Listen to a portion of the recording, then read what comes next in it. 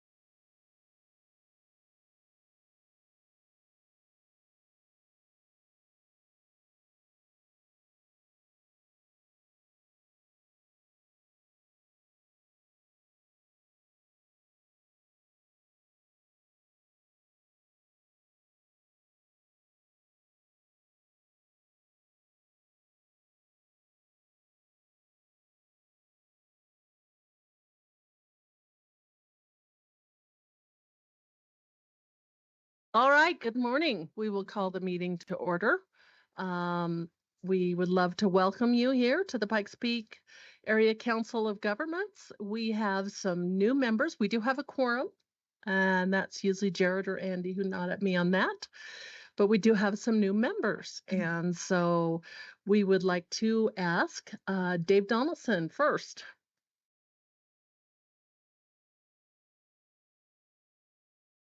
What would you like to ask me, Holly? Well, let's see. Dave, what is your name?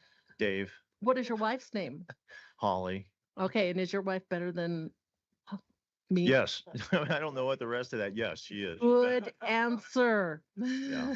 No, Dave Donaldson. I represent District 1 on City Council. I was just reelected. That's the northwest part of the city. I see many familiar faces here. I was on PPACG not too long ago.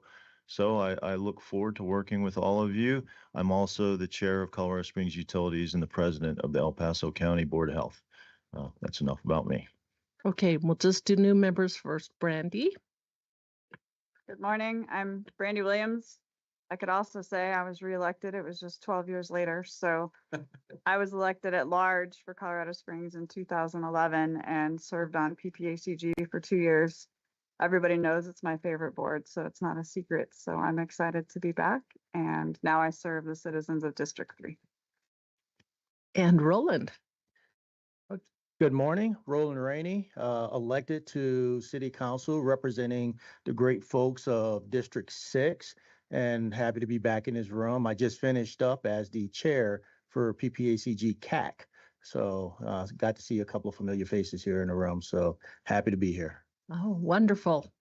Okay, so we'll go around the room. I'm Holly Williams. I'm the chairman. I'm an El Paso County Commissioner, and Mayor Case. Good morning. I'm Kelly Case. I'm mayor of City of Woodland Park. Welcome back, Don Donaldson. Dave. Welcome back, husband of Holly. Yeah. Thank you.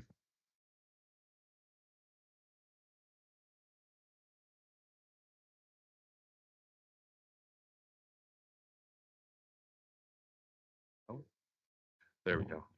Having trouble with my mic this morning. Corey Applegate, District 4, El Paso County. I'm on the commission with Holly, so.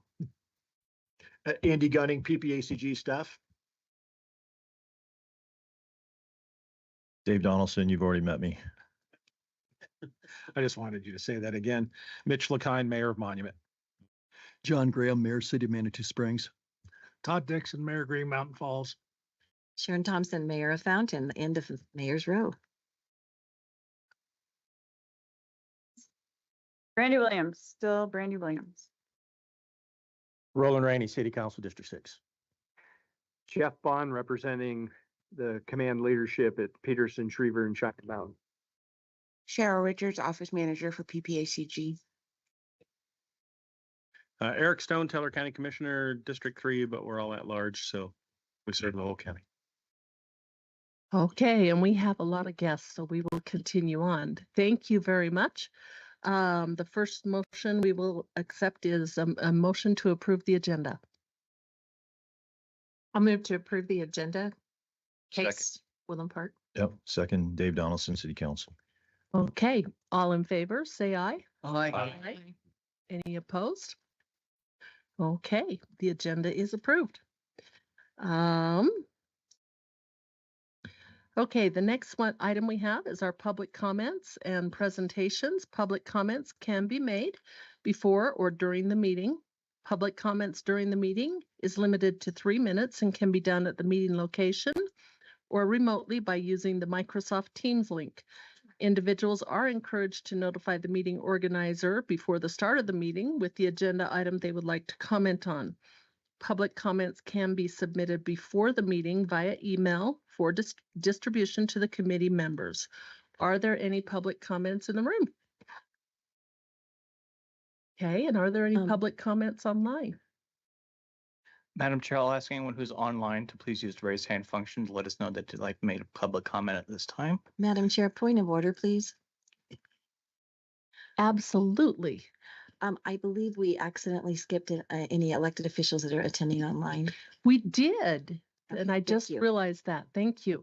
So online, we have William Shaw, the Rama Mayor Pro Tem, and we have Annie Durham, the Cripple Creek Mayor, Commissioner Amy Mitchell, Park County, and City of Colorado Springs alternate Kimberly Gold. And we'd like to welcome all of those who are online, as well as Mayor Pro Tem Steve King, who is with Monument, but not a voting member, Laura Cronick with Monument, but not a voting member, Deetra Duncan with Fountain. Whew, that's a lot of people online. Thank you, everybody who is online. We appreciate it. Okay, now we have, so if we don't have any public comments, we are here to celebrate Rick Sonnenberg's 20-year anniversary at the Pikes Peak RTA. Thank you, Madam Chair. And I'll kick this off. And if Rick and Sherry want to come up this way, not everybody here has worked with Rick. He's been with us for 20 years. If you're part of the PPRTA, you know Rick well, with his steady leadership and his calm demeanor and just his overall professionalism. We've made extraordinary strides with regional transportation improvements under Rick's watchful eye with the PPRTA. I think I was going around the room, and I think we just have one remaining board member that was here in a transition that we had a couple of years ago, back in, say, 2017, where Rick stepped up. Not sure that he had a choice, but was asked to lead PPACG for a spell, a little over a year, 14 months. He's got it committed to memory. A little bit of PTSD still from that. Just really appreciate all the great work that Rick has done for us, and that the period that he's led our agency and has led the PPRTA. We can't thank you enough. So thank you for 20 years of exceptional service. We have a small token of appreciation, a plaque, and then realizing that folks that know Rick, know that he is a diehard University of Tennessee fan, being from Tennessee and an alum. And if we can dig this out.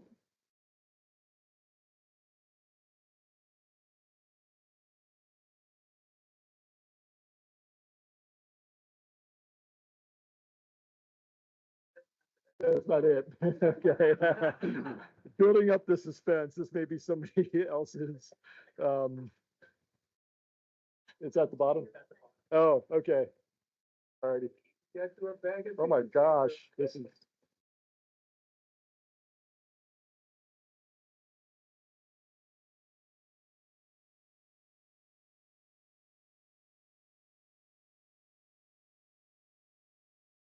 Yeah, it is a lot of wrapping. Okay, since you've got your hands full, I'm going to unwrap this for you. So it's a Tennessee Go Vols light up for your desk. So maybe not for the next 20 years, but however long, we'll keep you nice and lighted up with Tennessee colors. So thank you. Any comments, Rick? Oh, yes.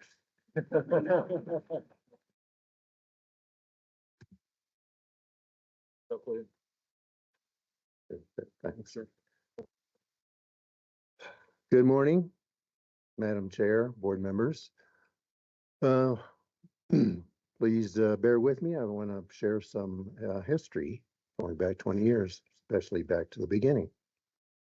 In 2004, when this concept was being discussed with the City of Colorado Springs and El Paso County leadership, they were deciding if they want to go on the ballot on November of 2004. The founding of the sorry, a little nervous and my voice isn't holding up. The then county engineer, John McCarty, made the rounds to the 7 suburbs in the spring and summer of 2004 to see if how many wanted to join the City of Colorado Springs and El Paso County, go to voters in November of 2004. And of course, Green Mountain Falls and Manitou Springs decided to join the 2 big entities, and those 4 went. The discussion was that if this thing passed in November of 2004, that it should be administered at the PPACG, because PPACG would be a neutral location. It would not represent any one of the member governments. Of course, it passed by approximately a 55-45 vote in November 2004. And then the PPACG leadership, staff leadership, had the obligation to hire some folks to administer this thing that the voters just approved. So the decision was made to hire 2.5 FTEs, 2 full-timers, and half of an FTE to be little pieces of time of Andy's. Of course, Andy wasn't here at the time, but now Andy, Jared, Tom, Cheryl, other folks in the building that provide support to the PPACG, the PPRTA program. At that time, the lower level was not finished. The AAA was upstairs in the northwest corridor and offices. So Beverly, I was hired. Beverly Majewski, the original finance director, was hired. She and I were in 2 desks down that hall at the far end of the hall in this total unfinished basement. So later, of course, the basement got finished. Oh, by the way, board of directors met upstairs in what's now the conference room. The wall behind the conference room that separates the conference room from Jared's office and the server room wasn't there. That was part of the board room for both PPACG and PPRTA board meetings, and the CAC, PPACG CAC and PPRTA CAC. I'm proud that we grew from original $65 million annual budget to now just under $160 million over the 20 years. Of course, Beverly left after 17 years, and now our finance manager is Lisa Corey. It's been a fabulous run. It's been an organization that's been the envy of the state and maybe beyond. It's been a model of efficiency, effectiveness, transparency. It's been a fabulous run, and for me, it's been a labor of love after having decades in city management in 6 different locations before being hired here. So thank you very much to all the folks that have that hired me and have supported me over the 20 years. And thank you very much for your time, and have a good day.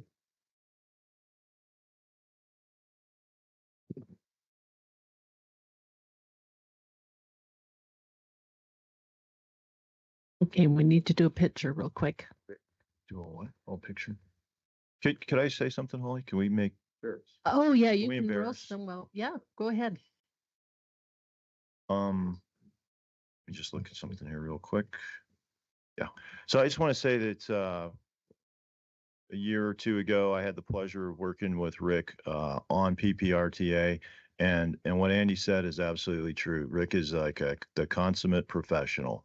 If those who have served on PPRTA or been to the meetings, you know how smoothly everything runs, how well, or you certainly know how well organized it is. And just very impressive. And we've been lucky to have Rick Sonnenberg as part of PPRTA for that time. Thank you, Rick. Okay, anyone else would like to roast him? I do. Go ahead, Brendy. I want to thank Rick. Councilwoman Williams. We'll get used to it. For everything you've done, for the fact that it's day in, day out, monthly reports, site visits, constantly, attention to detail. I always love people who have more attention to detail than I do. And Rick, we go back and forth, but I think you're winning for the most part. I also appreciate the fact that Rick will let me ask any question my heart desires, and we, cuss and discuss till we figure out where we think we, level out on the end. Commissioner Williams was kind enough to help put me on the PPRTA CAC, and it's been a joy. So it was nice to see from the outside, and it's great to, look under the hood and see how smoothly it's running. And it's exciting. We would be nowhere without this. So thanks, Rick, for being at the helm and managing it. And him and I had a chat about replacing him is not going to be easy, but we're going to do our best. Thank you, Brandy. Thank you. Yeah, you're not going anywhere, are you? No. Okay, not thank you. soon. Yeah, I was getting a little worried there for a minute. Yeah, thanks for the help keeping Green Mountain Falls kind of straightened out. Lord knows we need it. But yeah, I've really appreciated your help. Sure. Thank you. My pleasure. Mayor Graham. Yes, thank you. Rick, again, many thanks. The definition of a consummate professional equates to the performance that you've given us over the many years. I think as elected officials, we commonly see situations where it seems like the sky is falling and panic ensues. But it's always come to mind, if it's a PPRTA issue, that we come back to you and you bring us that calm professionalism. We take deep breaths and you get us back on course. So this enables us to do the real effective business of government, to solve problems and try to make things better for people. And you're really the foundation of that for PPRTA. Many thanks. Thank you, Mayor. And I will say, Rick, how much did our ballot issue pass by in 2024 for PERTA 3? 80-20. Yeah, the 55, I meant to cover that. The 55% of the allocation that goes to capital projects is on a 10-year sunset, and twice it's been renewed by the voters, PPRTA voters, on 80-20. But it was both times. 80% of the 80-20. vote. And I will tell you, we spent 2 years doing a Matrix, and ever since then, I have refused to watch the Matrix movie. So, but thank you very much for all that you do. Given the cutbacks at the state legislature, the RTA format is an excellent format. I certainly encourage our friends in Teller County and Park County and everyone else, although it's tough, having to pay for our own roads. That might be the only way we get them some days. So, and we appreciate all your service. Go ahead, Mayor Thompson. Rick, thank you so much for stepping up in that 14 months, 3 days and 2 hours, or whatever the exact time was. That was a really tough call, and I know it was really tough. And you not only had to wrangle one group of herd of cats, you had to wrangle a second herd of cats. So thank you for stepping up and doing that, because it kept things moving forward and smoothly. And Andy came in and he could just kind of step in, and I hope you got a break after that. But I still hope the citizens of Fountain will reevaluate their vote on PPRTA and how long they want to keep giving $2 million a year away to the state of the rest of the people. I'm sure Colorado Springs and El Paso County are enjoying it, but that's a conversation for another day. But you walked us through that process very easily, and thank you very much for that. My pleasure. Have a good day. Yeah, yes, we do need a picture, Jared, real quick with Andy, and I'm gonna jump in there. It's fine.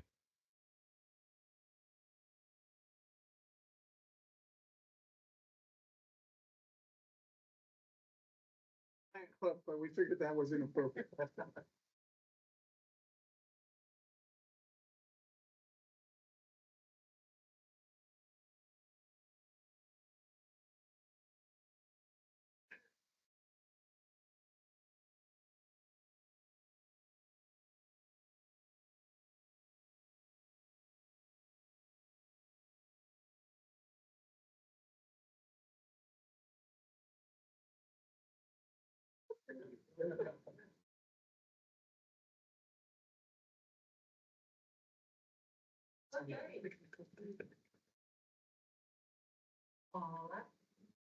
All right, we are going to go to military installation reports. I am going to start with Jeff Bond in the room to give Colonel Dan Warner a chance to think about what he's going to say about the Air Force Academy graduation. So go ahead, Jeff. Thank you, Madam Chair, and thank you, Board of Directors. My update has several items today. The Powers Airport interchange project continues as scheduled, and everything seems to be working extremely smooth on that. I go through the gate every day, and it is looking wonderful. Space Base Delta One leadership attended the Colorado Springs Open House on April 17th that discussed the Highway 24 Peterson Road interchange project. Leadership was impressed with the turnout and looking forward to the project's improvements for access and egress to our Peterson North Gate. Our civil engineers are monitoring House Bill 22-1372. It's emergency engine exemption emissions regulation. The law allows for unlimited run times of the proposed law allows for unlimited run times of emergency generators on military installations during times classified by the Clean Air Act as an emergency. Current regulations subject the military installations to administrative actions, so we're keeping an eye on this bill. Schriever personnel attended the Colorado governor's signing of Senate Bill 25073, military children with disabilities. Our team worked with the Defense State during the development and the proceedings of this bill.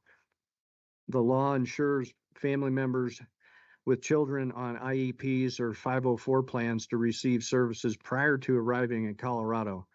And this is beneficial, giving our relocating service members a smoother transition and enables them to advocate for their children's needs before they arrive in state.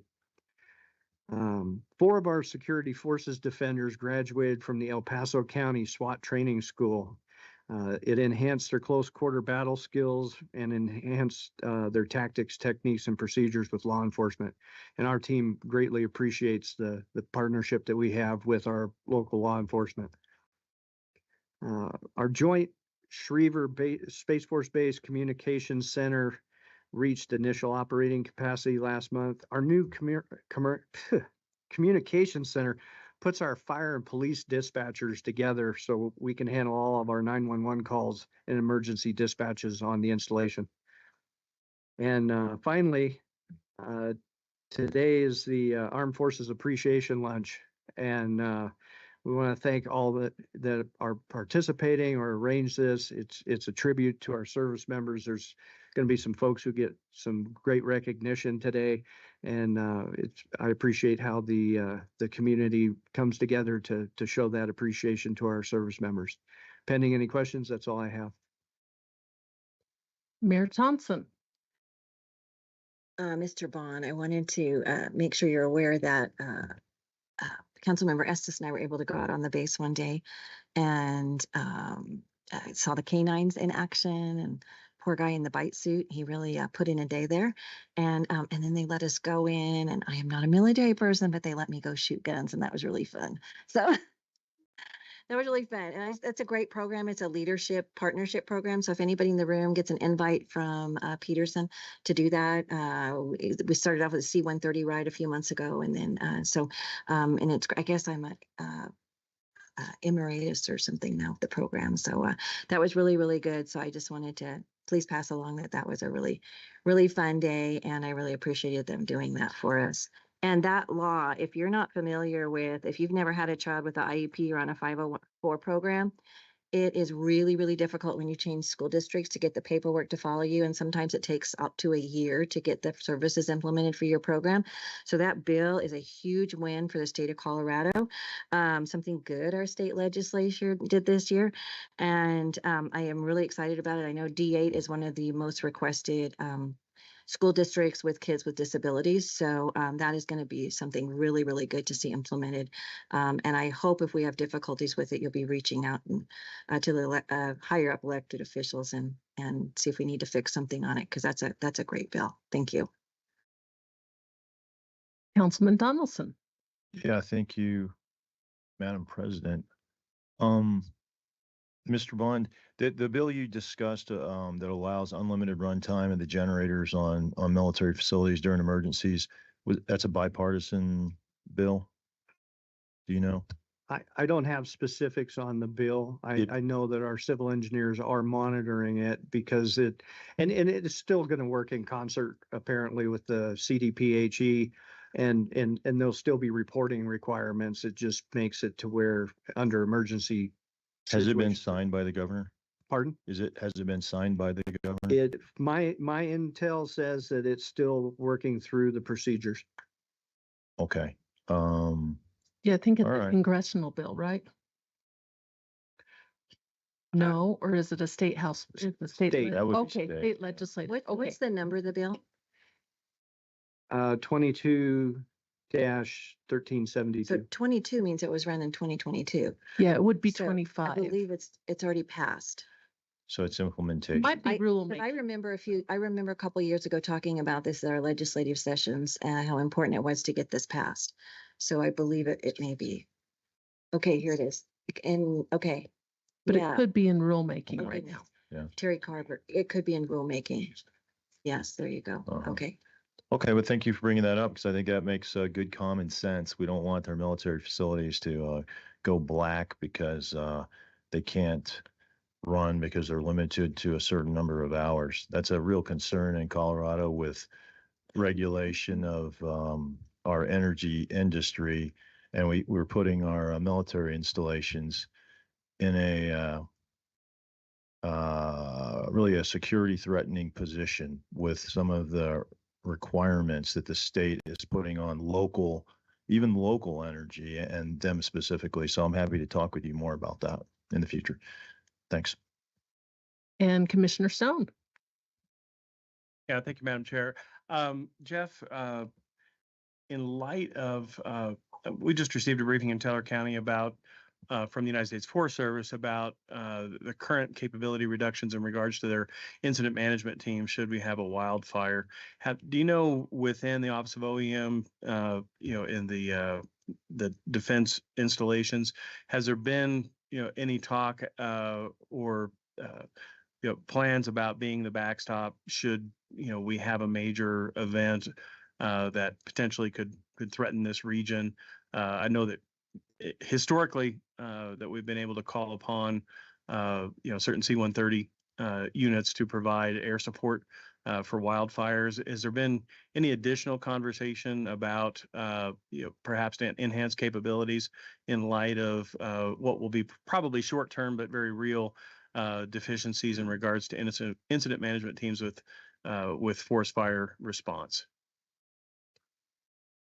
Okay, Big question, sorry. if I'm understanding you correctly, you're speaking to the fire response aspect as Correct. opposed to fire planning, correct? Correct. Okay. As far as, just for clarity of how the fire response works with the C-130s, 2 aircraft come from Peterson from the reserve wing, and there's 6 additional aircraft that come from other guard units in the United States. Each year they are detailed to the Forest Service, and out of Nifty up in Idaho, they receive their dispatches through the Forest Service. So the Forest Service works their response plan according to their procedures, and as they exhaust resources, they will call up the Air Force C-130s to perform in concert with the Forest Service firefighting plan. That's a long way of saying that it's on the Forest Service to call in the correct resources if we have a local event. For those who remember Waldo Canyon, I believe we had C-130s sitting on the ramp ready, and we were awaiting the Forest Service to give the launch order in order for them to respond, even though we could see the fire from the installation. That's not that's not a warm and fuzzy, is it, when they're sitting there watching the fire burn? But thank you for that. I mean, I just know it's a great concern for us up in Teller County, just overall, and we're just looking at what, potentially what additional resources I might would be like, brought to bear, but it sounds like it's still going to be on the Forest Service to do I that. would like to add that there's a program, and I can't speak to it in depth, but there's a program that we're working that involves a number of agencies. And perhaps the Air Force Academy can better explain this, because they have a much greater wildfire issue than Peterson and Schriever do. But we have a program called Sentinel Landscape that we're trying to put together.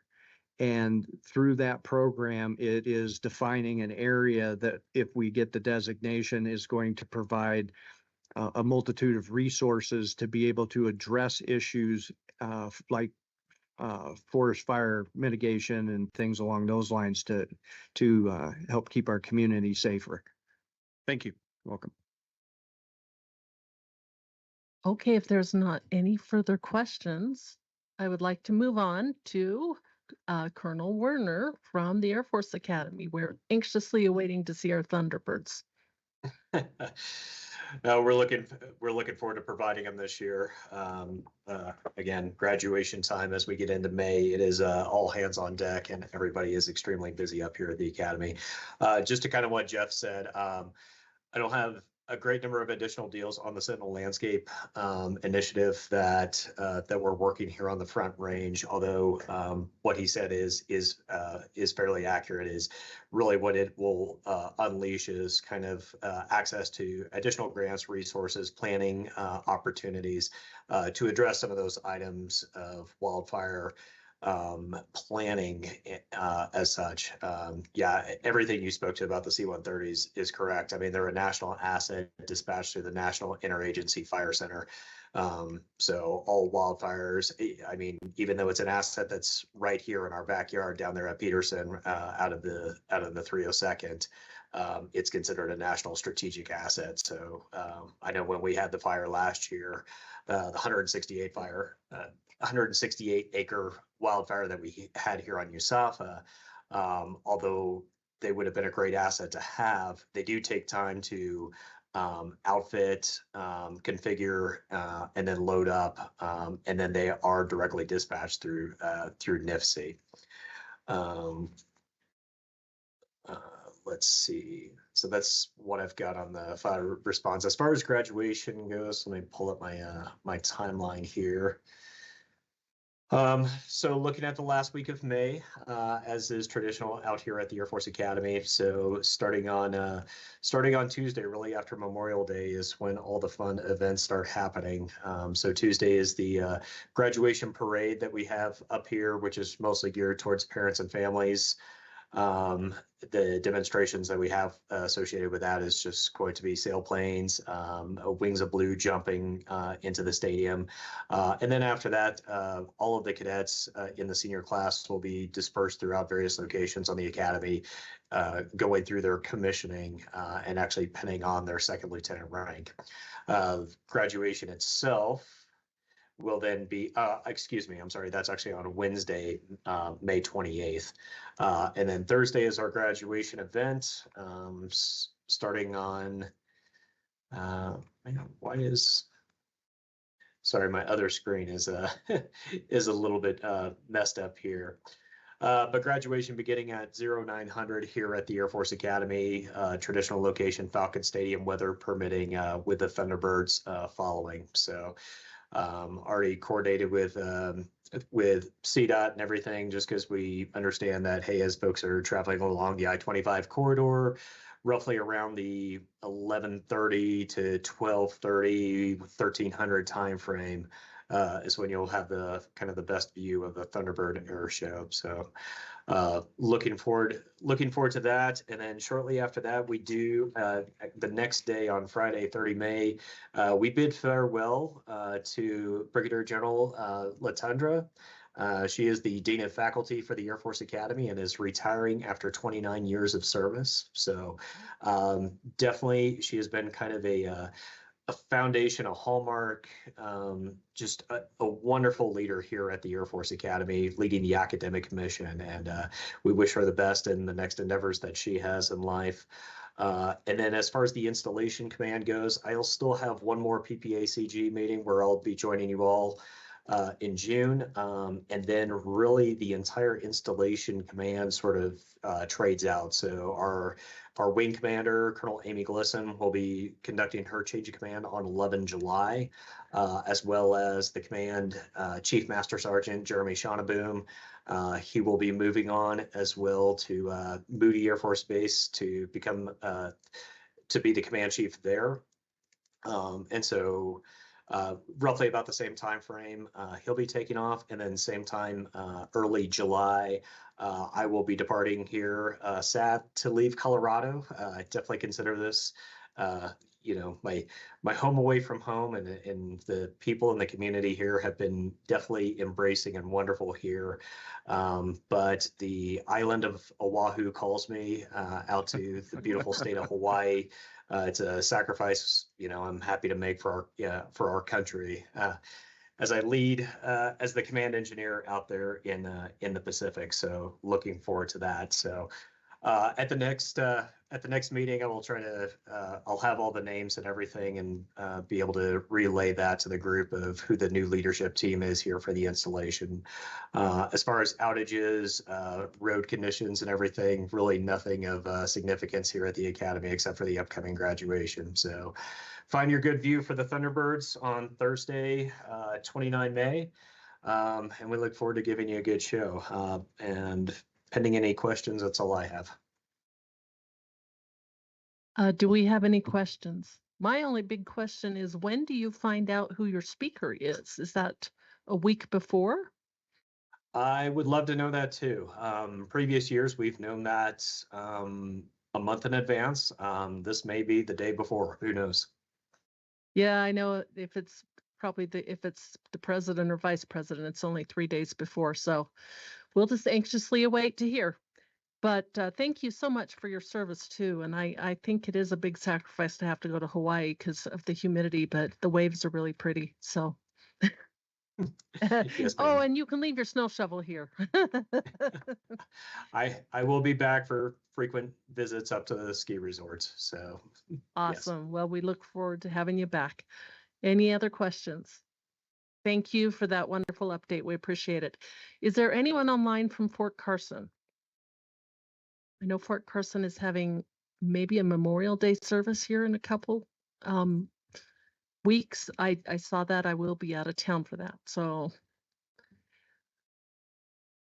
It's a memorial service for soldiers that were lost during Desert Storm that were based out of Fort Carson. okay.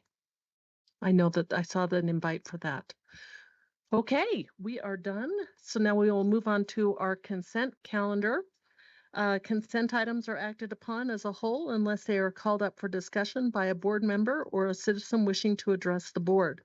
So are there any questions regarding the consent calendar?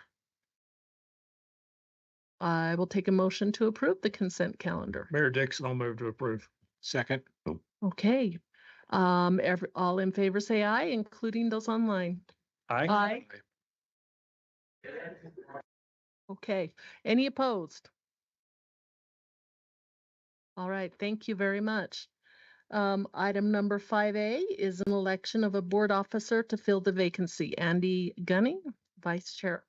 Sure, Or Chair. thank you, Madam Sorry. Chair. Yeah, I'll kick this off. You have a vacancy with the departure of Councilmember Michelle Tallarico.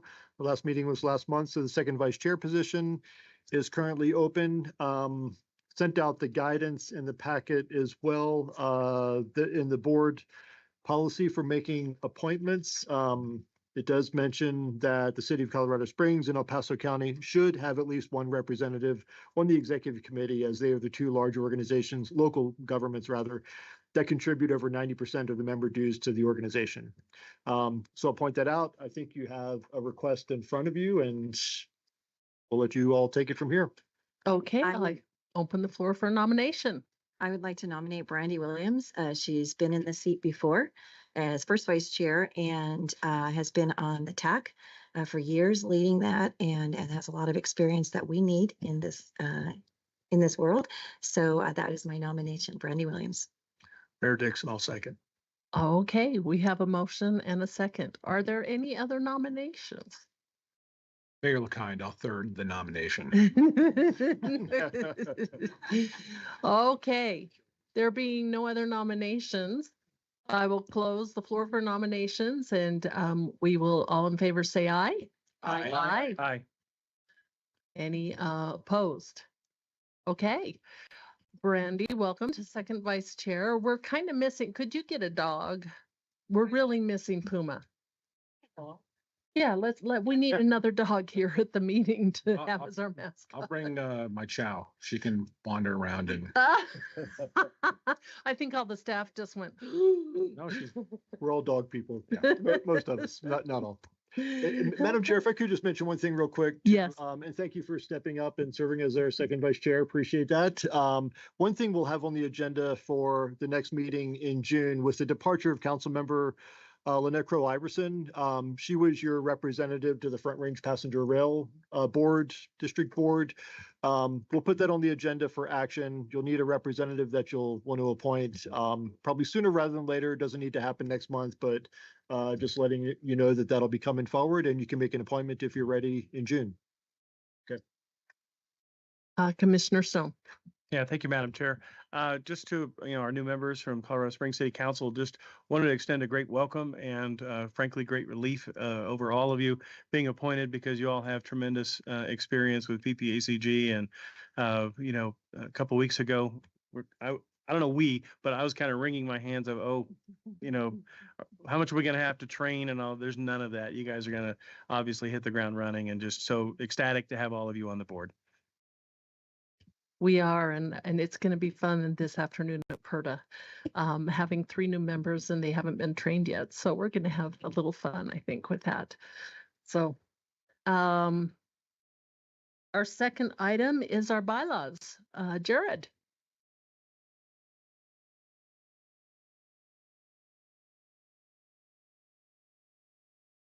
Good morning, everyone. Jared Werner, Public Policy and Communications Manager at PPACG.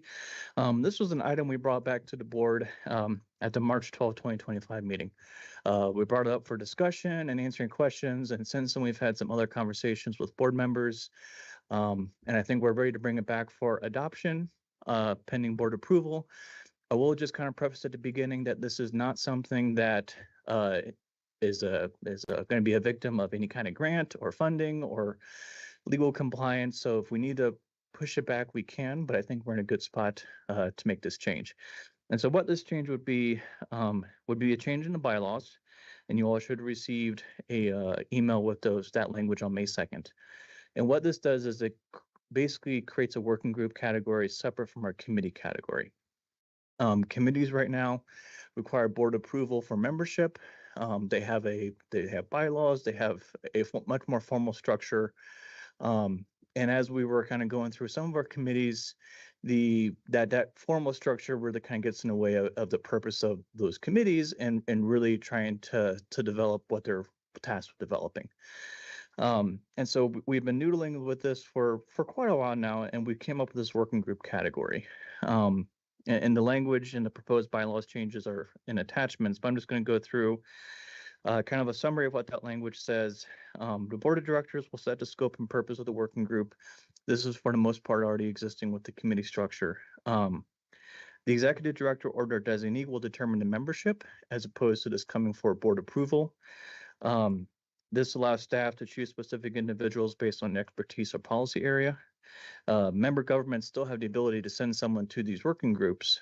And members of the public can also choose. So if there's someone who's passionate about a particular issue, that allows them to participate a little bit easier than the formal committee structure. Working groups, as we were proposing, would not select officers or adopt bylaws. Staff would be the ones who would be setting the meeting topics and operations as part of these working groups. If the working groups ever develop anything that comes up as policy, then we have decided that working groups will be assigned to a committee. And then if a working group says, hey, we really need to look at something at policy level to change, we've developed something that we think needs to change, that would be introduced at that committee, and then it would go through the committee process and come up to you for board approval. We would still, because there is a possibility that policy could be developed, we'll still follow open meetings requirements as part of these working groups, just to make sure that everything is still being transparent.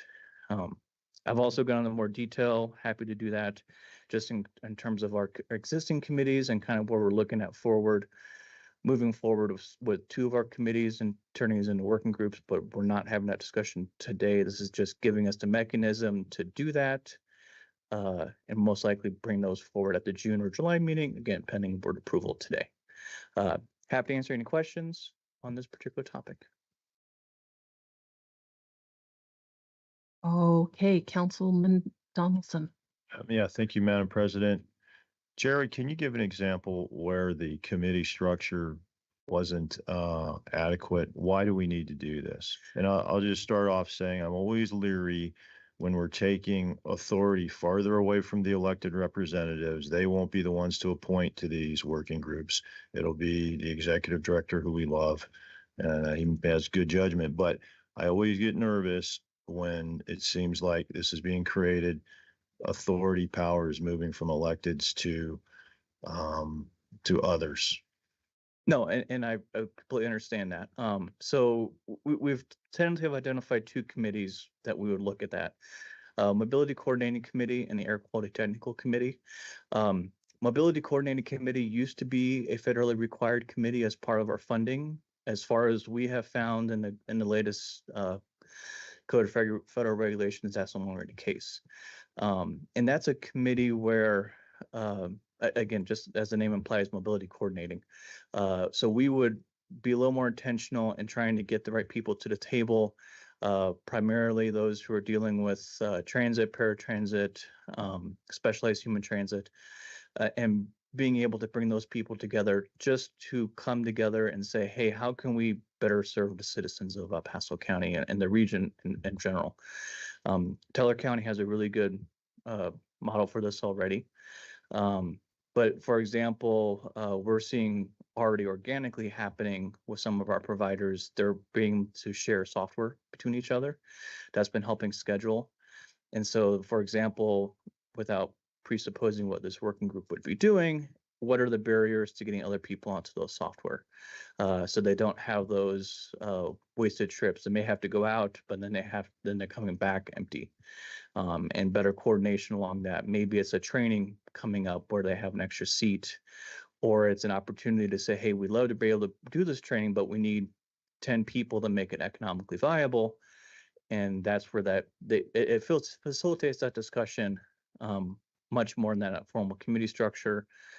Just because right now, to get those people around the table, you'll have to approve those members on that committee, just based on timelines that can add time, and it limits the ability for that committee to actually, again, coordinate mobility. That's one example. Air quality is the other one where we have a lot of technical expertise on that committee. We just need to be able to get the right people at the table to discuss these issues. But if it's a formal voting mechanism, for example, we just approved voting members as part of our consent calendar for other committees. If they're not one of those voting members, technically they are not on the committee. They don't have an opportunity to participate without doing, raising a hand. I'd like to provide public comment for 3 minutes. It just creates a lot of challenges and kind of getting those committees to actually accomplish what their needs are. Those are the two committees that we've kind of penciled in as moving into this working group category. Again, we would still ask the board to set the scope, set the mission, and if it's anything, just like with committees and working groups, if you decide that they're going in a different direction that the board wishes, it can come up to the board to either disband or take appropriate action at that point. But the point of the working groups is that they want to be developing policy. It's more so you're giving them direction to say, hey, listen, we need to do better at these certain things. And let's get the right people at the table. And let's not make it the challenge to go through the process for board approval, to go through those steps. Okay. And I haven't been here in a while, so I'll kind of defer to those who have and have kind of heard the reasoning on this leading up to it, and go along with if the rest of the board thinks this is the right way to go. I've said my concerns, and it's always that we sometimes elected representatives get farther and farther away from the decisions being made. We get brought a product and kind of rubber stamp it and move on. So, but I'll defer to you who have been here. I know Mayor Thompson has a comment, but I was just going to say, was the Rat Pack a working group? Yeah, we had the Rat Pack, which was a regional transportation committee to help with the 10-year or 5-year transportation plan. And it was just kind of a funny name, the Rat Pack, because they were all transportation experts. And so they would get around the table and talk about that before they brought the plan up to us. So Mayor Thompson, though, go ahead. Yeah, I know when I was one of the people that expressed some concerns at the last meeting, and we met, talked quite a bit about this. And I really felt like you guys listened to what was said and you really refined it, putting the purpose, process, and membership into it. And I really appreciate that. And so I'm completely comfortable with this bylaw change at this point, understand the reason for it. And I'm nobody that's ever want to have a meeting to have a meeting. And I think the one group was kind of getting to that point. And so I'm very comfortable with pulling working group, whatever you want to call it, together. But I really appreciate you defining it a little bit better for us. So thank you. Councilmember Williams. And like Dave, it's been a while, but there's nothing in the bylaws that prohibits these committees essentially from phoning a friend, right? Like there's nothing that prohibits this happening. Is it just the notion that the board needs to be aware of it's happening? But couldn't you, if you need those experts, just call them up and say, hey, we would like your input. I'm trying to figure out why it needs to be this formal if it may just be a one-off. Like, do you really need these people all the time, or you just need them when a certain situation arises? And I think you're probably getting a little bit to like the Rat Pack, where that was because I was looking at some of your guys's your codes, and a lot of them kind of reference like a task force, whereas it is a designated purpose. You have a goal in sight. Once that goal is accomplished, the task force is disbanded. And that's really kind of more like that Rat Pack, where it was like, it's a long range transportation plan where once it's adopted, the Rat Pack dissolves. These are more ongoing committees, and that's why we wanted to kind of create this category for working group. Just because mobility coordinating, we do work very closely on FTA funding for 5310 funding. And so we do have a planning stake in that, but we don't quite need that same formality as a committee structure. I'm trying to understand why you need a structure at all. Why can't you just call the people that you want in the room and have them just come up and invite them and have a conversation? And Well, I was gonna say, I think this gives it just a little bit more permanence and blessing by the board. And I'll use the Air Quality Committee as an example. We really need some new blood there and the right folks around the table, including from the business community, but they don't need the structure that's described in the current bylaws to have a chair and the formality that comes with having a committee. So I think we just wanted to just have it out front that this is going to be a separate structure with less structure for those two working groups in particular, but be given a charge so they don't have, the ability to run off and go rogue and do their own thing. It's getting the right stakeholders in the room, and the topics may change a little bit from month to month as things are working through the legislative process, or as we're dealing with air quality challenges. We want to make sure we're bringing the right people to the room and are officially around the table to be able to share information, identify strategies they're working on, and just to coordinate more effectively. So there's going to be an air quality committee and an air quality working group? No, just an air quality work group. We were So you're proposing. downgrading them, is that what I'm hearing? It's making more effective use of their time and our time, Okay, everybody's time. so that makes more sense, that it's not redundant. Right. It's just you're changing from a committee structure and nothing personal. We'll go with change instead of downgrading, but making it so there's more flexibility in it. Okay, that makes more sense.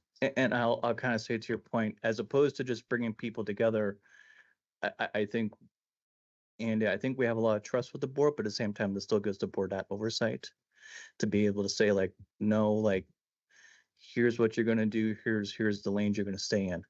And so it still gives that board oversight level so that, we've seen it at some other government entities. I'm not going to say who at the higher levels, but they just kind of do whatever they want. And we don't want that to happen here. We want the board to still be empowered to have that oversight, but with that flexibility to get the right people in the room.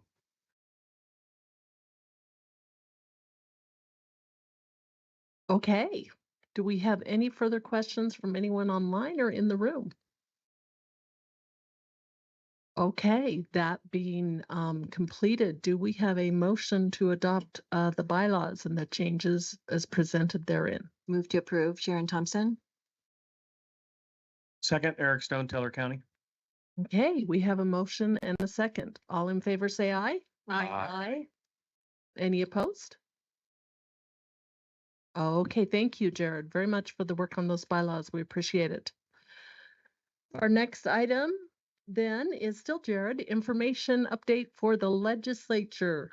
Jared does our legislative committee. Just as an announcement, our legislative committee is very active during the legislative session under Mayor Dixon and Commissioner Stone, and we appreciate them serving as chairs. And so we're going to have a legislative update here. And I don't know if we had our lobbyists on today. So Ed is on. Ed Bowditch is on for our update. And so I'm just going to give a real quick kind of piggyback off of you. I want to thank everyone for the work this session. We've updated the bill sheet as of this morning. That's in the packet right there. But I just want to thank all the time. I know, especially at the end of the session when things are happening quickly, appreciate everyone, the great sense of attention to detail and the commitment to just being part of the process.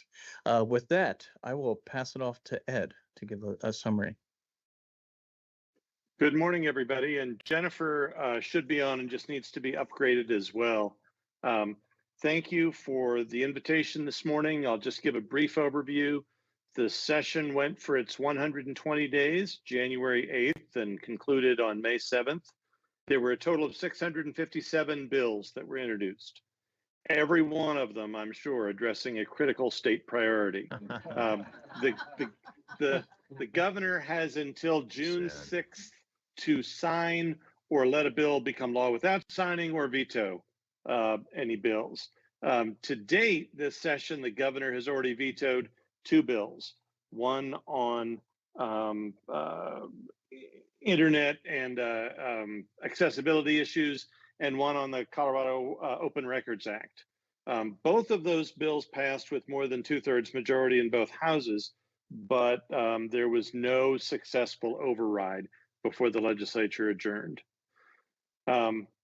Jennifer, I will turn things over to you for a bit, and then it'll come back to me.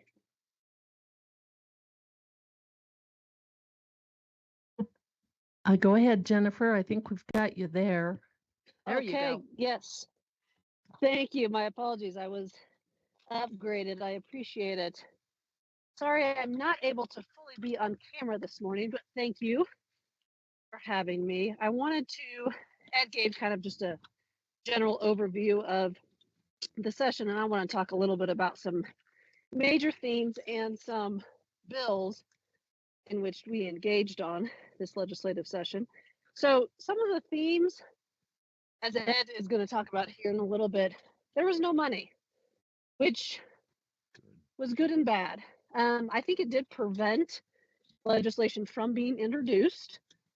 It prevented bad bills that had fiscal notes from passing. However, that did mean that there were unfunded mandates.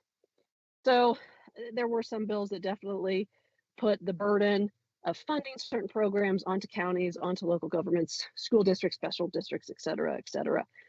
So other than that, we also had a theme of more so maybe anti-business or anti-certain sectors of the economy in the state, and rather more pro-workers' rights.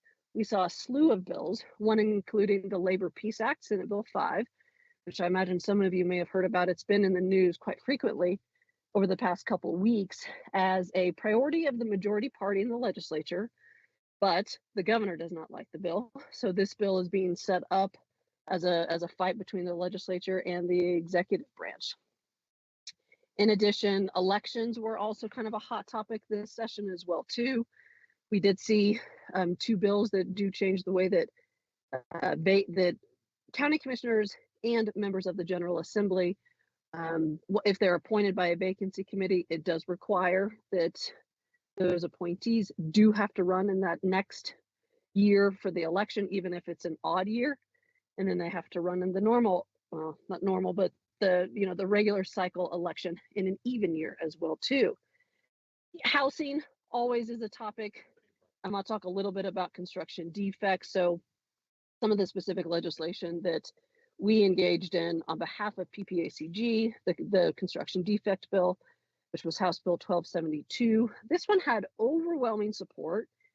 There were a lot of individuals, stakeholders involved in this bill. This was one of those very heavily negotiated bills. We were at least able to get, or at least remove one big piece for local governments to where they didn't have to, have a specific standard with a warranty with the certificate of occupancy. But that bill did make it through the process. There is still a negative in there, which is a disincentive for home builders to participate in this program that the bill created, because there is some additional risk with having to pay attorney fees and such. The good news with this bill, at least, is that it did get one piece in the bill that was a fundamental piece in the bill last year, which was increasing the threshold of the number of unit owners to engage, to have to vote before engaging in litigation. So that at least was a win with the construction defect bill.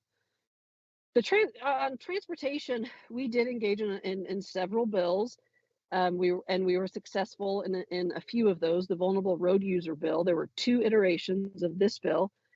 Both of those bills would have assessed fees, would have passed along fees, one to every individual that has an auto policy, which in theory should be anyone in the state that has a car. And then the other one would have also been a registration fee, so anyone who owns a car in the state. Both of those vulnerable road user bills did not make it. They both died. We had a bill early on in the session that would have increased the number of transportation planning regions. That one there was some stakeholder conversation in the beginning, and this bill would have certainly helped some of our rural neighboring communities. Ultimately, the bill died. We were able, though, to have great conversations with one member of our legislative delegation who was on the committee. We testified on that bill. However, that bill did end up dying, even though we did support it. And then lastly, if we remember House Bill 1198, the Regional Planning Roundtable Commission bill, this was a bill that the American Planning Association brought forward as a way to try to help local governments engage in regional planning. Even though we have regional planning currently, it's one of our functions, of course. This bill did move through the process, and we were able to amend it a couple of times along the way to where ultimately the bill is permissive. It would require a local government to actually request this kind of help to develop a regional a regional planning roundtable commission. So that bill, again, kind of amended to an okay place, or at least to a place where minimal impact on PPACG and its members.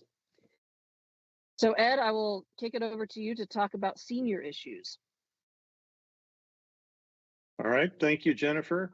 One of the positive things that came out of the session was Senate Bill 79, establishing some limits on what customers can put into a crypto ATM. These are crypto machines that are popping up in convenience stores and grocery stores. Unfortunately, seniors and other people are getting scammed. They get a phone call, you missed jury duty, there's a bench warrant out for your address. If you go deposit $10,000 in cash to this crypto ATM machine at your local grocery store, you'll get your money back and we'll drop the arrest warrant. This bill, Senate Bill 79 establishes a limit for new customers of $2,000. So the most you could put into a bill if you're into a machine is $2,000. And it has other provisions as well. Highly opposed by the crypto industry, but we got the bill passed and it is awaiting the governor's signature. There were a number of other bills that would have been beneficial to seniors. For example, making the senior homestead exemption portable on a permanent basis, setting up a different tax credit for seniors who don't qualify for the senior homestead exemption.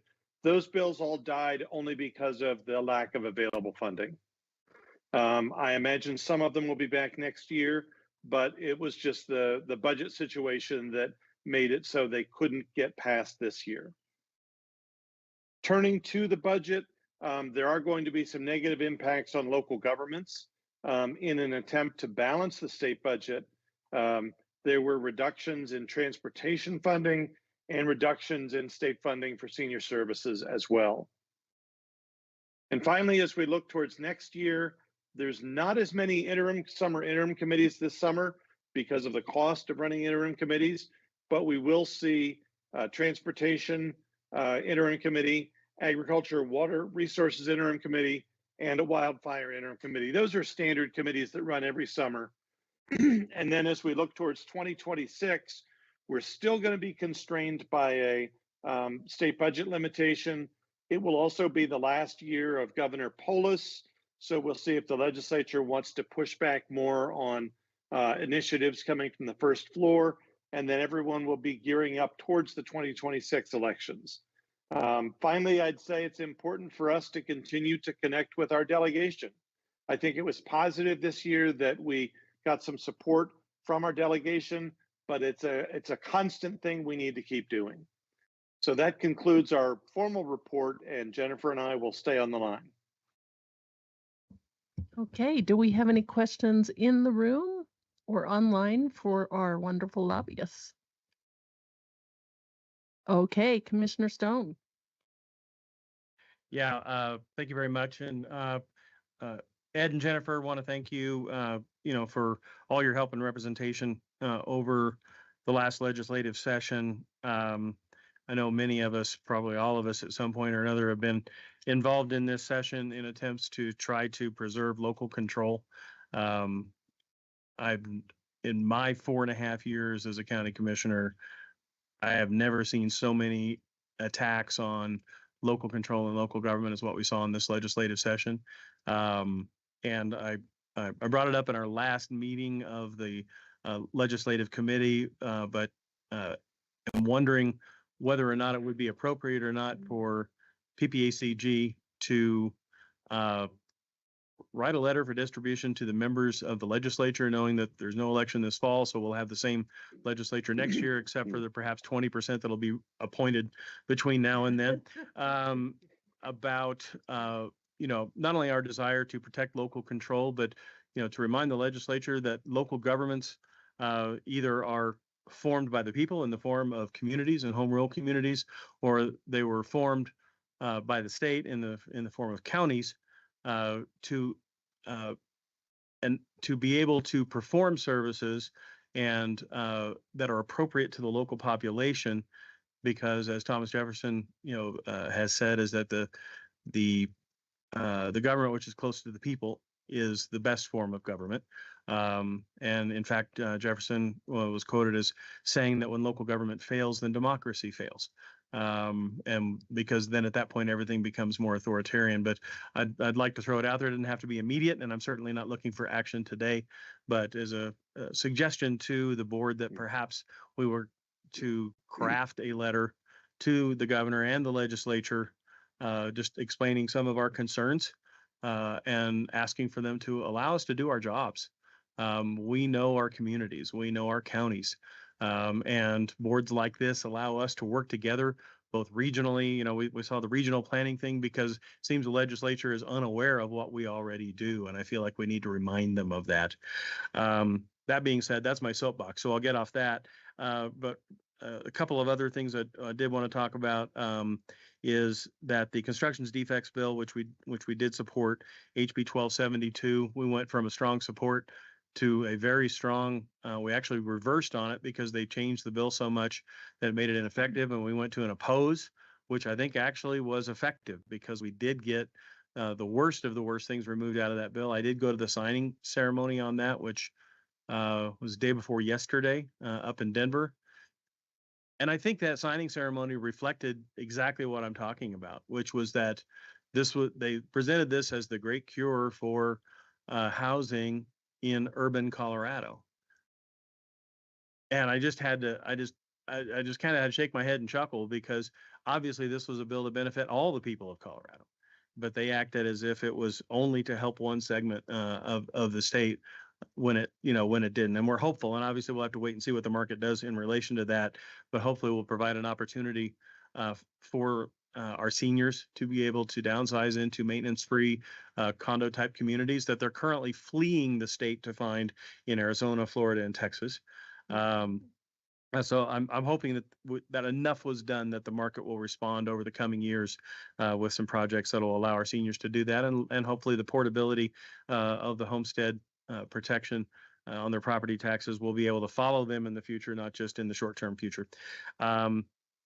Another one that I did want to bring up is Senate Bill 25-172, which was the WUI bill. Now, this is a follow-up to the WUI bill that was passed 2 legislative sessions ago.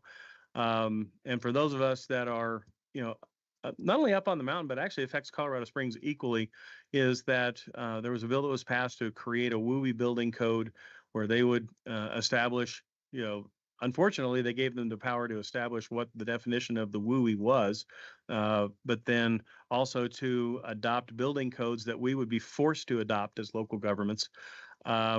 We saw some flaws in that in Teller County, and so we got Senator Baisley to introduce a bill, and then got the original sponsor of the WUI bill, Senator Cutter, to come on board as a co-sponsor that delays our required adoption of the WUI code, but then also allows local government through our wildfire protection plans to define the WUI. And that was huge because what this board had done was to say that, well, we're just going to adopt the state wildfire risk map as the definition of the WUI, that anywhere there's a wildfire risk becomes the WUI. And the codes that they wrote we were estimating would increase the cost of any single family home construction somewhere between $40,000 and $60,000 on each unit because of all the things that they were requiring and all the materials that they would be requiring in those homes. And with all of us struggling, with controlling building costs and access to single family homes, it was obviously in opposition with everything that everybody seems to talk about, yet the legislature goes ahead and passes things which do nothing but increase the cost of housing. So I just wanted to draw all of your attention to that. We have a year, to update your community wildfire plans, so that, and with the understanding that your zones that you dictate as WUI will become the areas that will be impacted by this mandatory WUI building code, which is on track to be adopted, I believe, next month. So they didn't change that date, but they're adopting it, but then we'll have a year to adopt it. So I did want to bring attention to that for everybody, even though it's not a direct PPACG issue. It is an issue, I think, for the entire region. But those are the ones that I wanted to bring up. And the last point that I wanted to bring up, and this is not in opposition to anything that our lobbyists have said, which is the state is not out of money. Budget last year was $39 billion. The budget this year is $44 billion, yet they found themselves $1.3 billion in the hole, which means that they had already overcommitted themselves by $6.3 billion. And so, spending went up 12%. At the same time, they were wringing their hands about how they had to cut spending. As we all know, they didn't really cut spending, and we need to watch the transportation dial because most of the cuts they actually did make were in transportation, but then they also massaged and moved around transportation so that a lot of it is yet to be felt until we get into the next one or two legislative sessions. And frankly, transportation seems to be the easy thing for them to go after. But we also need to be protecting our seniors and our veterans to make sure that that funding is there. So a lot of individual bills there. I want to thank Todd. He seemed to be there every single meeting. I know he went up testified on things as well. But you know, we got a lot of work done. We got some wins. We certainly didn't get as many as we wanted. Wow, our screens just went to interesting colors. But anyway, but I want to thank Todd for his great leadership on that board because he was stalwart. But that's all I have to say, Madam Chair. Okay. Any further comments, Mayor Thompson? And then we'll let Jared get back to his screens. It's good to see Ed out of the basement. So Yes, it is. It's nice to see it out of the basement. thank you for those updates, Commissioner. I really appreciate it. And I appreciate everybody on the board. Just for our newer members, the board meets Mondays, 8:30. It's open to anybody on the board and for input and discussion on bills, and we take positions. And I think what Eric described, though, is exactly what we envisioned on that board a few years ago when we formed it, was making an impact up in Denver, but that we felt we were being ignored down here. And so it is really nice to know that we're being noticed. I know the Fountain Monument Woodland Park group is getting noticed, and I think just we just have to be at the table constantly. Like you said, we took a support position, and by the end we're in an opposite position, but it paid off. So thank you. Okay, and thank you, Mayor Dixon and Commissioner Stone for serving as chairs on that committee. It is a lot of work. So we are going to go on to our next item. That little purple wave right there, Mayor Graham, was Colorado Springs Utilities trying to reboot your water system. Well, perhaps I will refer that to God. God is in charge of our primary water source, which is French Creek. Colorado Springs Utilities is our backup. And when they get their pipe fixed, they'll be able to deliver water to us. So that's the short story. Yeah, I will say that the regional OEM is also available for showers as well. Thank you. And we've faced fires and floods and heavy snows and that sort of thing. So this isn't Nothing new. Not a huge thing. It's a little inconvenient, but as long as we don't have a significant fire, we just hold our breath a little bit and get through it. We should be up and running by Saturday, hopefully by Friday. So I think a little bit of Mark Twain. Well, yeah, you probably remember he said the reports of my death have been greatly exaggerated. The situation sounds a little more dire than in fact it is, but we do appreciate the response we've gotten from external entities, and CSU is working hard, so we appreciate their partnership. Well, Jared, it looks like you still want to talk. If you'll permit. Let's go for the permit me federal to. update. We'll let you talk a little bit longer. So we wanted to give an update just because a lot is happening at the federal level. And so Andy and I will kind of tag team this a little bit, but we did come up with a few slides just to kind of help organize some thoughts. So focusing a lot on the budget, and that's where Congress is focusing a lot of its time right now. We did see the president's budget proposal, the skinny budget, as they call it, on May 2nd. Very high level cuts, nothing at the program level that we are probably most interested in. We did see some leaked budgets regarding HHS that would have impacted us. However, we've not seen them actually translate to an actual proposal. And I just checked about 10 minutes ago, and they have not yet posted that level of detail. So we're keeping an eye on it, but there was one line from the introductory memo from the OMB director as they were going through it, and they said that they will still be protecting funding for Homeland Security, veterans, seniors, law enforcement, and infrastructure. So just based on that, that is at least encouraging to know that they are still looking at preserving those funding mechanisms. Again, we haven't seen the program level detail to know exactly how that will translate. And as the president introduced his budget, the legislature has been working on its process as well. Markup sessions have been going full steam ahead. They were supposed to be done on Friday. And if anyone stayed up late this morning to watch Ways and Means, you can see that they are still in the markup process. But the two committees that we are most focusing on is House Education and Workforce. That's where Older Americans Act funding comes from. They were tasked with cutting about 330 billion. They took all of that out of education, specifically higher education. And so looking at that, that is at least encouraging for us, just because they did not touch the Older Americans Act funding within that committee. Long way to go between here and passage, but at least the first step is encouraging.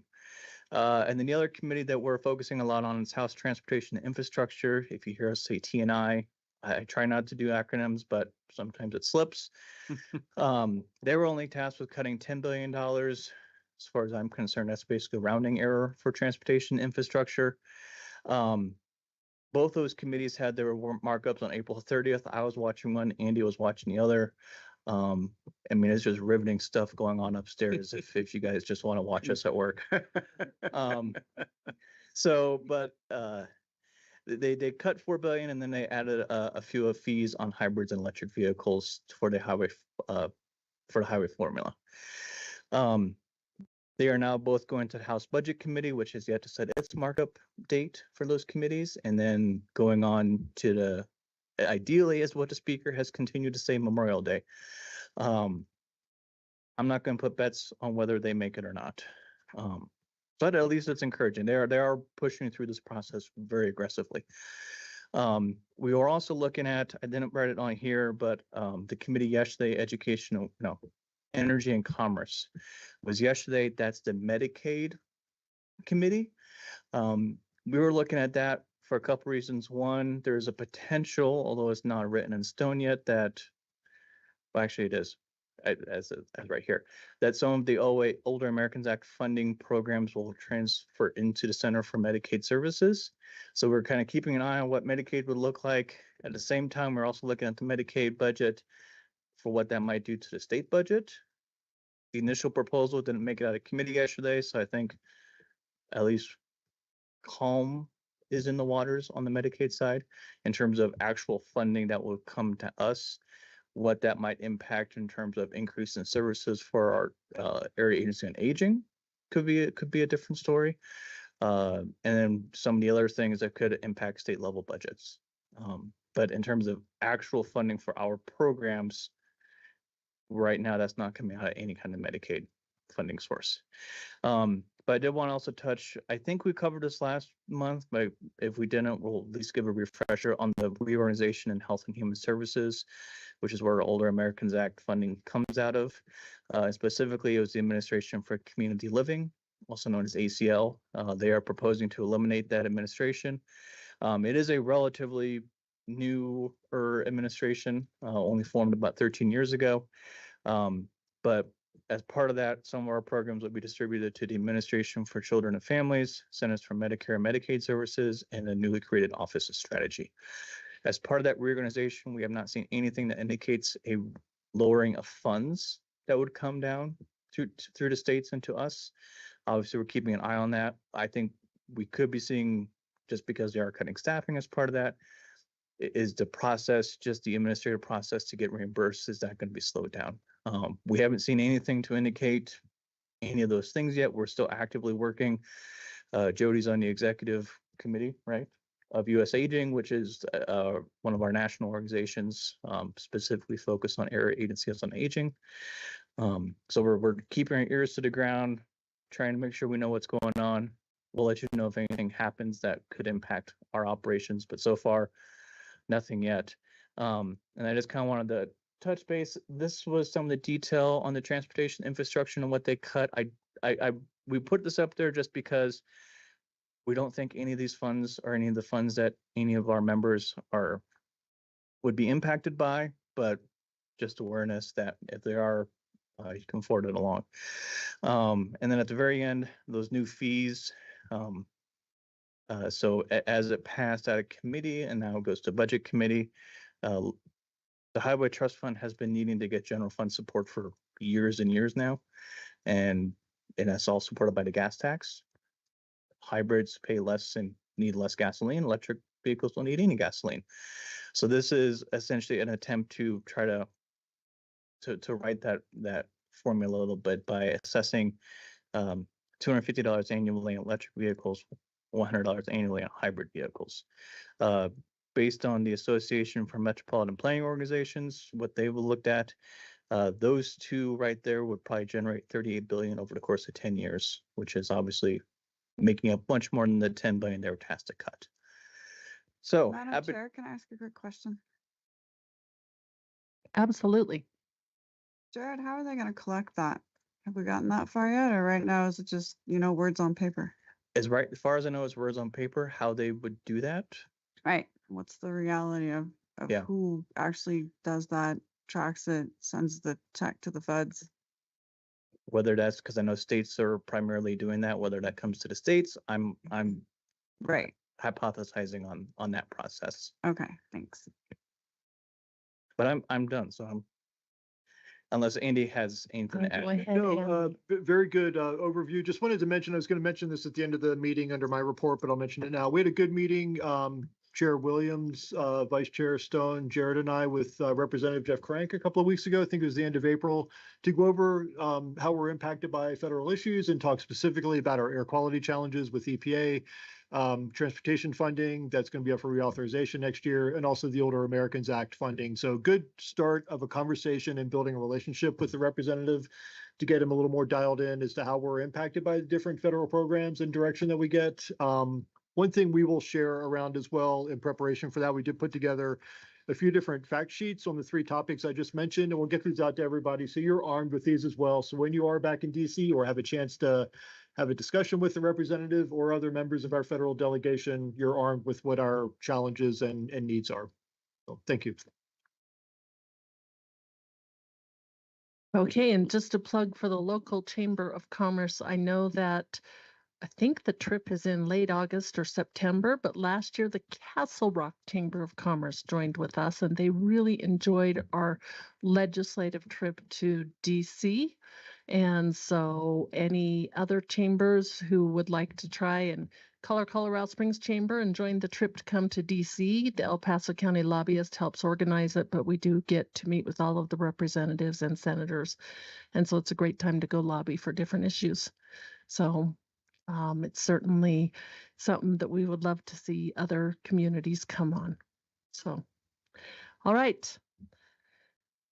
We're done with item A. Okay, let's go to item B.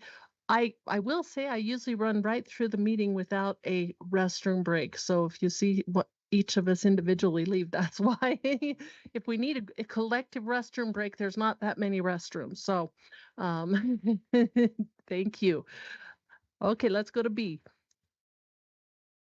Thank you, Madam Chair, and good morning, Board of Directors. I'm Jody Barker, Director of the Pikes Peak Area Agency on Aging, and it's my honor today to introduce Paula Levy, who's going to be our one of our presenters today to provide you an update on the Pikes Peak Commission on Aging. Paula is currently the chair of the Pikes Peak Commission on Aging. She's a founder of A Place Like Home, which is an adult a day center providing care so caregivers can get a break. And then online, we have our vice chair of the Commission on Aging, Kathy Cirillo Smith. Kathy is a care receiver who is now a caregiver, and she is an advocate for seniors and people with disabilities. Before Paula comes up, I also just want to say a big thank you to Melissa Martz. She is our program development administrator here with the Pikes Peak Area Agency on Aging, and she is our liaison effectively to the Pikes Peak Commission on Aging and the Regional Advisory Council, and helping to organize the meetings, work with our volunteers who sit on those boards and committees, and just a crucial team player in the work that we do. So Paula, I'm going to hand it over to you. Thank you. Good morning. Thank you for having me. My name's Paula Levy, and I was a 23-year citizen of Woodland Park. And so you'll see my name as a representative for Teller County because my senior roots were really there. But now I'm in Colorado Springs, and I'm happy to chair this commission. So next slide. Yeah.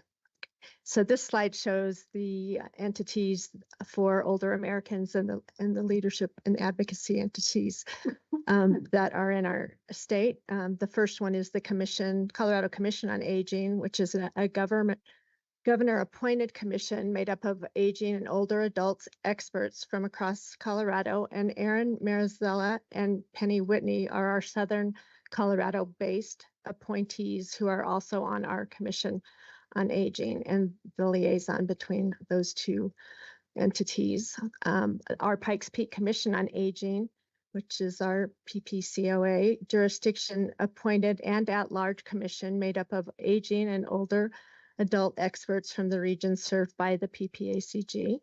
And the Colorado Center for Aging is a nonprofit 501c3 made up of volunteers. And thus the mission of the Colorado Center on Aging is to educate and inform the public, community leaders, and elected officials on the diverse communities across the state and the issues that impact the health and well-beings of older Americans. The mission of our Commission on Aging for PPACG, our mission is to enrich the lives of our diverse senior community, advocating for effective and beneficial policy and encouraging robust collaboration among the service providers for seniors. Our vision statement, we envision every senior supported, honored, and valued and engaged made evident by their inclusion in our communities. And this is not just El Paso County, this is Park County and all of our surrounding counties as well. The Pikes Peak Commission on Aging advocates at a system-wide policy and legislative level in partnership with the PPACG board to improve the lives of older adults and create age-friendly communities. Our work aligns with the efforts from the PPAA AAA four-year plan, the age-friendly campaigns, and the AARP's Livable Index. And this slide outlines how our Commission on Aging rolls out. So we encourage collaborations and strategic planning between the organizations and individuals with common goals. And how we do that is through outreach, communication, advocacy, and we identify the gaps and duplications in services targeted toward seniors. And then we advise the board of directors on initiatives, policies, programming that will improve the lives of seniors.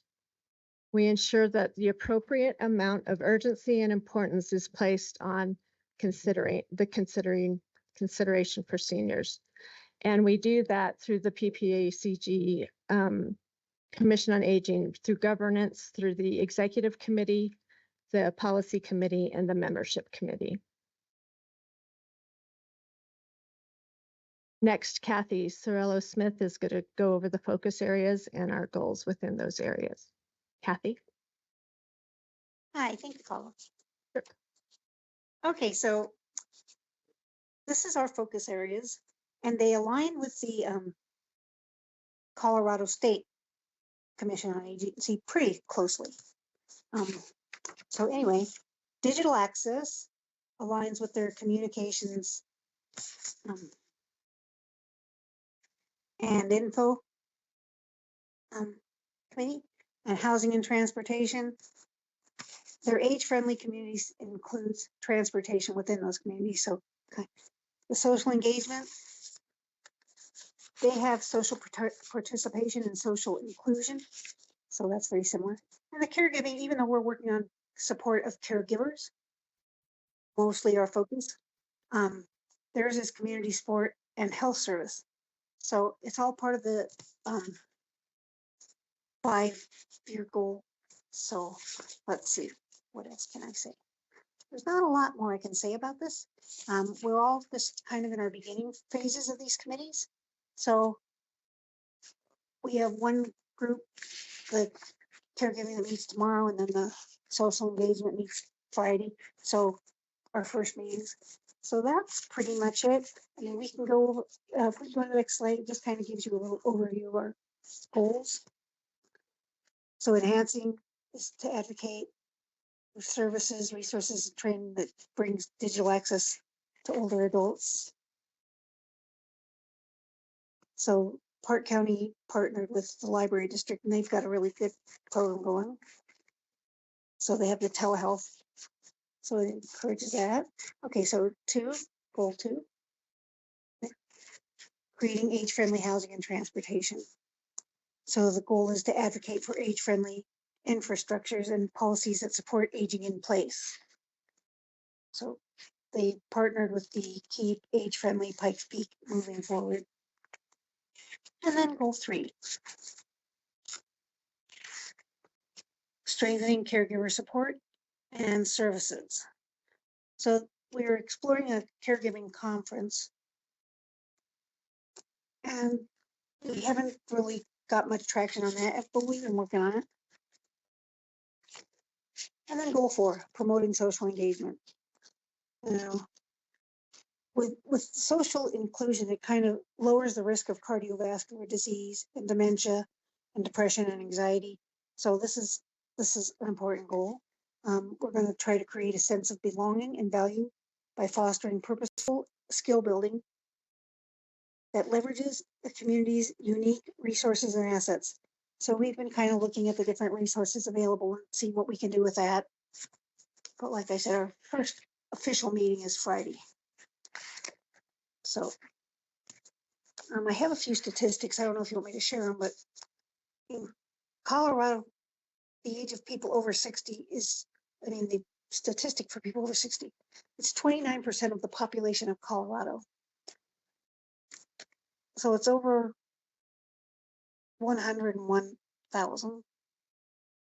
And they're expecting to see a 50% increase in the next few years from 20,000. So anyhow, and 20 to 40%, 46% have mobility issues.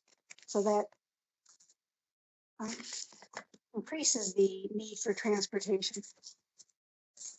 Anyway, that's pretty much it for me, but thank you very much. Great, thanks, Kathy. And just to offer up a statistic on caregiving, my area of expertise is dementia and Alzheimer's caregiving. And there's a statistic that says that Alzheimer's caregivers have an 86% higher mortality rate than those that are non-caregivers. So the mortality rate of caregivers is climbing, and the Alzheimer's specific caregiver is they are more likely to die before their person that they're caring for. And I've been in that field for 36 years now, and I've been to many a caregiver's funeral service before their loved one. So that's why caregiving is one of our main focuses. That's near and dear to my heart. So next slide, please. So new this year to the commission is the biannual engagement with jurisdiction appointments in May and in September. And so what we're looking for is people preferably people 60 and over, but obviously we have younger people on the commission to be appointed in your jurisdictions to serve on our commission. And right now we have the healthiest commission we've had, but we are looking for commissioners from throughout the areas that we are serving. So hopefully you all can help us with that. And you'll see a list of representative members, and you'll probably recognize a lot of those names. Dayton Romero was here with me last year as presenting as our president or chair, and he's our immediate past chair. Penny Whitney is new to the commission, and she is our liaison with the Colorado Commission on Aging. Erin Marizella has been appointed, and she's the chair of our membership committee. Phil Stafford, Connie Ryan, and Kent Matthews are members at large. And then newly appointed for El Paso County, Carolyn Kasdan, Steve Schleicher, and Wanda Wood. And then Penny Everest, who serves as the Park County Senior Coalition Director, was appointed in Park County. And we are missing Amy Mitchell, who was a commissioner with us for several years and is now the county commissioner and serving her county well in Park County. So Our call to action is to have you all help us with appointments to our Commission on Aging, and to engage with jurisdiction presentations. We'd love to come out to your council meetings and communities, to present what the commission is doing, and just to get involved or in touch with us, please contact Melissa Marks here at the Pikes Peak Area Council of Governments. Are there any questions? Yes, Councilman Donaldson. I bet you're already tired of saying that, Holly. Ma'am, are you full? Is this full? Are you full We are of not members? full. How many openings are there right now? 7? I think I heard 7 yesterday. There's a lot. I'll defer. Thank you, Councilmember Donaldson. Effectively, there's room for a member on the Commission on Aging from every single jurisdiction. And so you can see here we have 6 members. So that leaves 7 to 8 members available for appointees. We do have room for at-large members, but we do like to make sure that even if they're at-large, that we have a specific area, but we really want to have that connection with our jurisdictions to have that appointed member so that there is a direct communication. And part of that direct communication, like Paula mentioned, is coming out to the jurisdictions to do a presentation. We're exploring twice a year, and May is a good month to kick it off. We visited with the city this week. We're here today because it's Older Americans Month. And so we want to make sure that we're tying in with that. But also, as your appointed member to the Commission on Aging, we feel it's important for them to be able to come out and connect with your jurisdiction as well. So the list, I think I saw it there a minute ago, but the list is always at the back of your packet of the empty slots. So feel free to check that. I know past Mayor Thompson was always good towards the end of the meetings to remind folks to look. And On page 131. There we go, page 131. So, if you see a space there, we'd love to have that connection. And our primary liaison for that work is Melissa Martz here on my staff.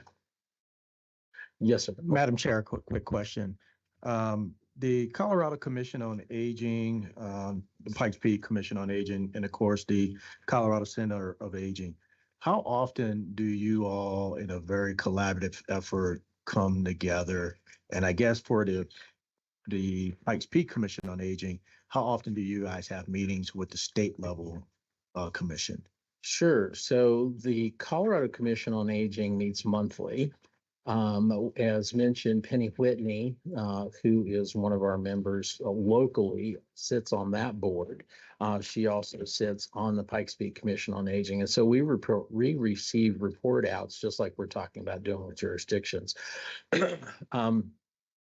The interesting thing, and this is something that's actually being pursued and pushed upwards from us, is that we don't see as much collaboration as we would like from the Colorado Commission on Aging with other Commission on Agings across the state. And so that's something that we're actually working on to create more of that collaborative effort.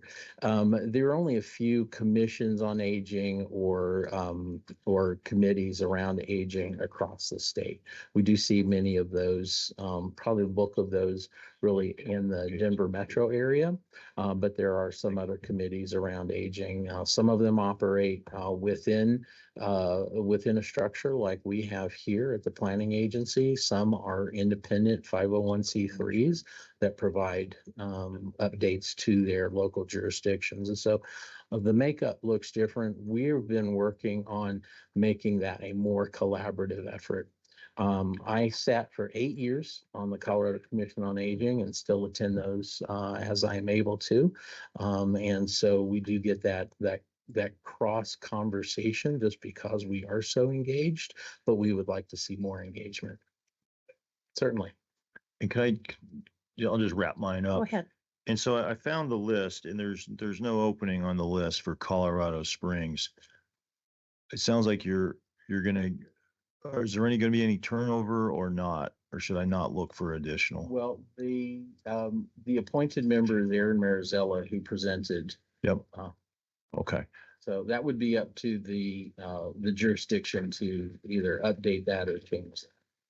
But then Colorado Springs, it looks like on the slide has, you know, I don't know, I don't want to count about eight people's names on here. Are they all staying or will there be openings? I'm not sure when that opens up. So the at-large members have a 3-year commitment. Okay. And so those do revolve.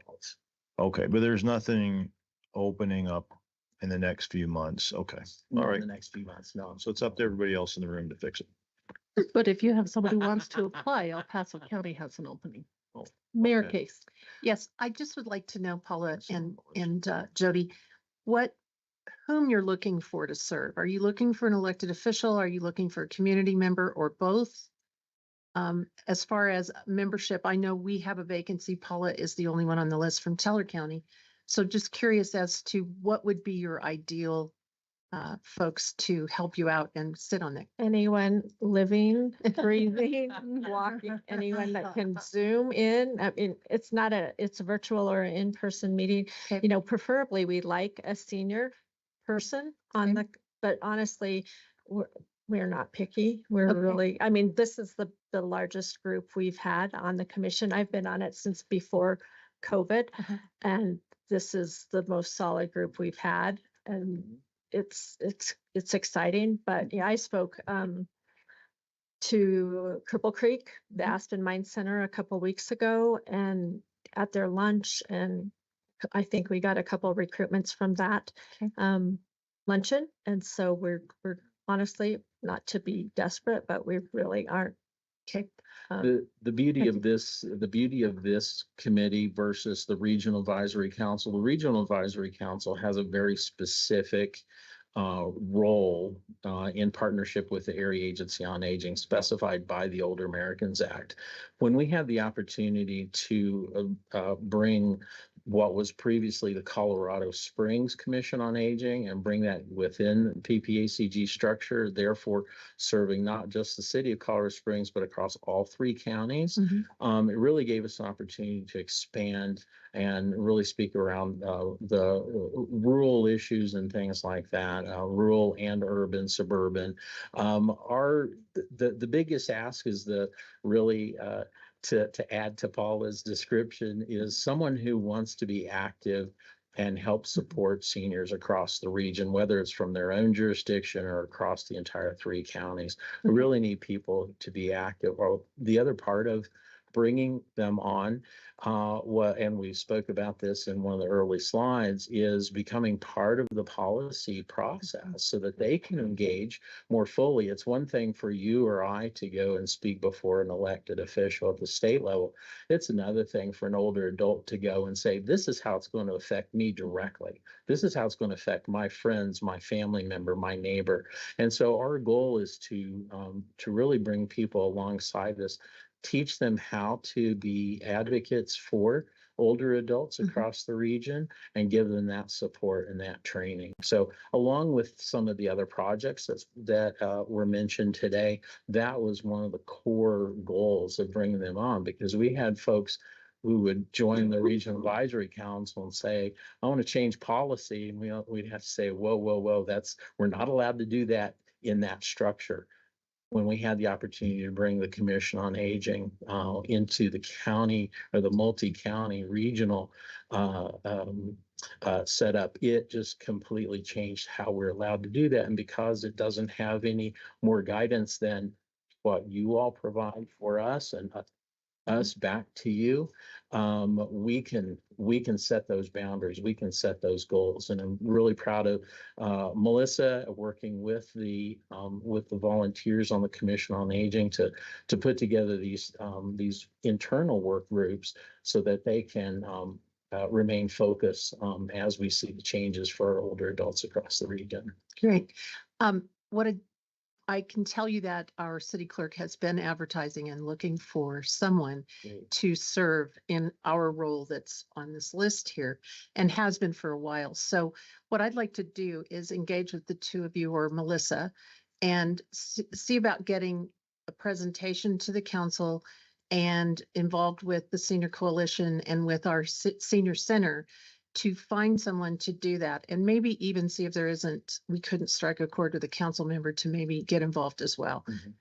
Or someone from staff, someone to get involved from that area too. So I'll coordinate with Melissa and Paula, and we'll see if we can't spearhead that and get that resolved. Wonderful. Thank We you. did have representation from Teller County in the past. They've since gone off, and Okay. so my name somehow gets stuck. Okay, in it. well, let's see what we can do to solve that. Yeah. Thank you. very much. Commissioner Stone, sorry, we're losing a few individuals for the Armed Forces luncheon, so. Yeah, and actually, I just recently came on the board of Teller County Senior Coalition. We actually have a meeting this afternoon. So I'll bring this up there and then, of course, work with Kelly and our other municipalities and see if we can't improve our representation on it. We know how important it is. So thank you. Okay, thank you very much. We appreciate it since we're all getting older. Let us go to the Unified Planning Work Program draft. And this is going to be John Liasato. Thank you. I did receive an email this morning that today is my 7th anniversary here at PPACG. So if I last 13 more years, my college team is University of Arizona Wildcats. Some sort of sweatshirt, maybe a double XL, I don't know. So for the Unified Planning Work Program, or UPWP, is a requirement for the Metropolitan Planning Organization, or MPO, for the region. Of our 16-member jurisdictions, 9 of you are within the MPO. And so for those 9, this impacts you more. If you're outside that, still welcome input, because again, we try to look at transportation for the whole transportation shed. But that being said, this is definitely a document that is specific to the MPO. Again, as the federal regulations require, basically they say, hey, we give you planning dollars, and with that planning dollars, we want to see how you're going to use it. And that's basically what the work program is. It outlines what we're planning on doing on a 2-year cycle. That being said, you're like, but John, I saw you here last year, or Danelle. While we do it as a 2-year document, we do update it every year to match estimates versus actuals. So you'll see us again next year for those of you who are new. As far as this particular UPWP cycle, this is the information item where we're letting you know it's coming, because it's a very important document, and we can only do things in it and spend money on things that are included within it. So if there are planning activities that you'd like to see PPACG do, it needs to be in this document. That's why we have reached out to, again, your TAC representatives throughout the jurisdictions and said, hey, we're pulling this together. So we don't believe this has been done in a vacuum. We've reached out to the to your staffs at the, again, MPO level, and gotten their input as to what projects would be the most significant or most welcome within the region. Within our cycle, I had started to say, today's information, next month, we will put an item on the consent calendar that says we'd like to release the UPWP for 30-day public comment. And so again, because it's on the consent calendar, you guys can pull it off, and we can talk about it next month if you'd like, or even at the workshop. But assuming that you guys are all on board, because we've had a long and transparent process on this, we didn't want to put it on the agenda and take up valuable time if we didn't need to. Then we skip a month. You won't see us on the UPWP.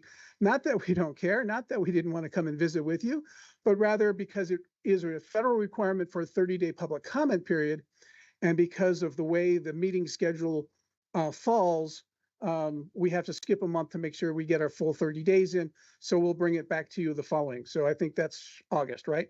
So see me here in May, consent on June, skip July, and we come back in August. And hopefully by that time, it's been a long enough process, and you guys have had hopefully an opportunity to at least skim it and ask us any questions or concerns you might have. And so we'll get an adoption then. I think in the interest of time, I won't go over a lot of things other than in 2026, we're going to finish up a lot of the plans that we're working on. including the freight plan and the safety action plan that we've been working on with Woodland Park, and developing the tip. But again, all of this is in your memo, so I'm not gonna, I think we've gone a little over, so I'm not gonna reread you things you've already had. So with that, I'm happy to answer any questions, either about the whole policy aspect of why we do a UPWP or anything specific in the document itself. Are there any questions? Okay. Awkward silence. Love it. Thanks. Next is William Mast, the land use model and development application.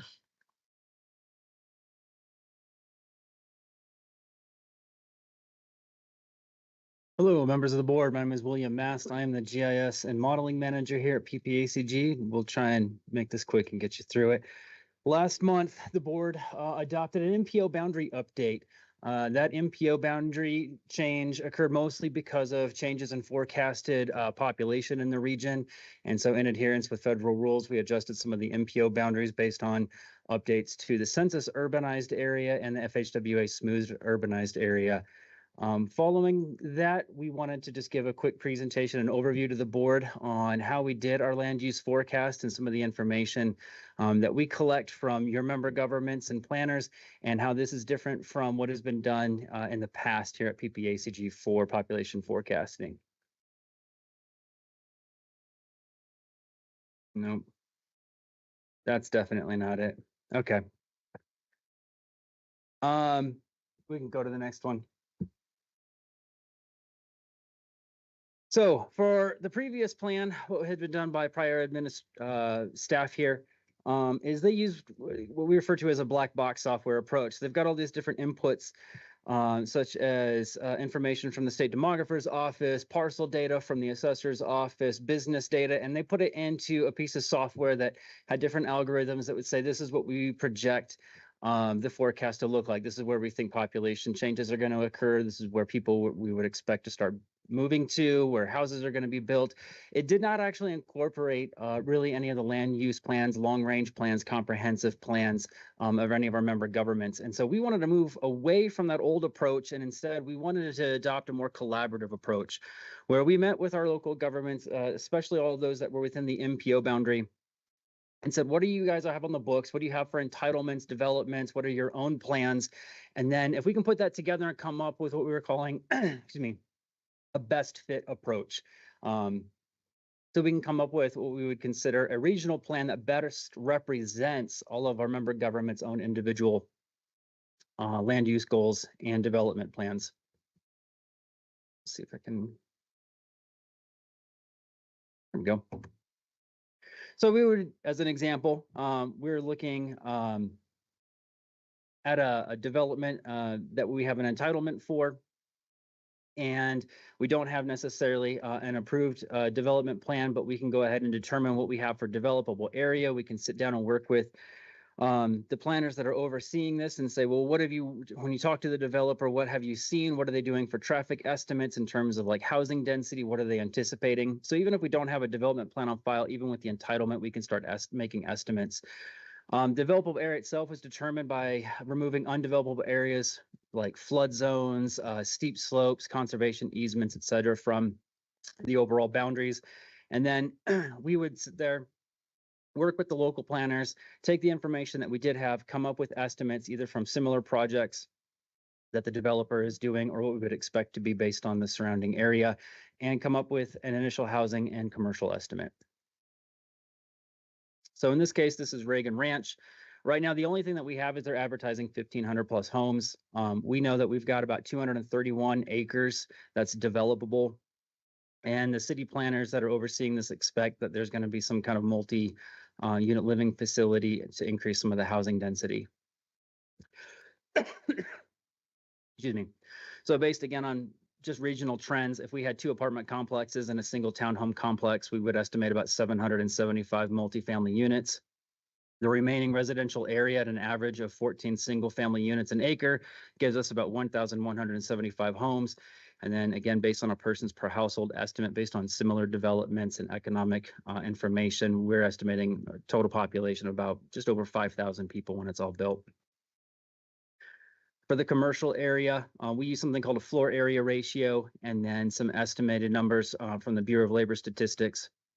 So if it's a multi-use versus an industrial versus a full high-end retail, we have different estimates calculated by the Bureau of Labor Statistics that would say how many people we would expect to have based on the square footage of building space that would be developed. So for Reagan Ranch, with 2.5 million square footage of building space being estimated, we would have about 2,800, just almost 2,900 total employees altogether. If we have a development plan, then we take that development plan. In this case, we're looking out in Eastern El Paso County. This is the Mayberry development. We'll take their plan and work directly off of it. So now we've got more focused, again, changes in housing density, whether it's single family, multifamily, lot size, what kind of commercial, and we can go ahead and start doing, I would say, more granular estimates based on different commercial land use patterns that are going to be in that development plan. We use basically the same calculations, but because we have an actual development plan, like I said, they get a little bit more granular on how we can calculate our estimates. And then we do this for the whole area. So we've taken everything from El Paso County, Colorado Springs, we had in Fountain, Woodland Park, Old Monument, everywhere in the MPO boundary, took all the same data. And then we also went ahead and pulled in, again, historical construction trends, build rates. We talked with Colorado Springs Utilities and brought them to the table and what they would think timelines might be based on infrastructure development. And all of that gets put together into that regional growth and development forecast. We have all this information put online so that our local planners can actually browse it and make suggestions and changes. For example, this is Wolf Ranch. Wolf Ranch, the developer might say that they're expecting full build out by 2050, but when we look at historical building trends, we can say they've never been able to do more than 190 homes a year based on how many homes they have left in that plan. They're not going to probably be done by 2050. And so we use some of those historical data and some of those build rates to kind of maybe cull back from some of the aggressive estimates that we might get from some of the planners or developers in order to hit our control total so it aligns with state requirements for our forecast. Most of our data gets aggregated into transportation analysis zones. So if you're browsing our forecast data and you're wondering why they look so funky, it's because we take census boundaries and then we split them up based on what works for transportation planning. Each of these zones works as the origin and destination when we go ahead and do transportation forecasting of trips. So we try and get zones that are mostly residential and then mostly commercial because those serve as where the trips start versus where the people are driving to. Just a good screenshot of the differences in the original 2045 plan that was done again by previous staff. All the areas in red you can see on the left are where they were forecasting population changes in the negative.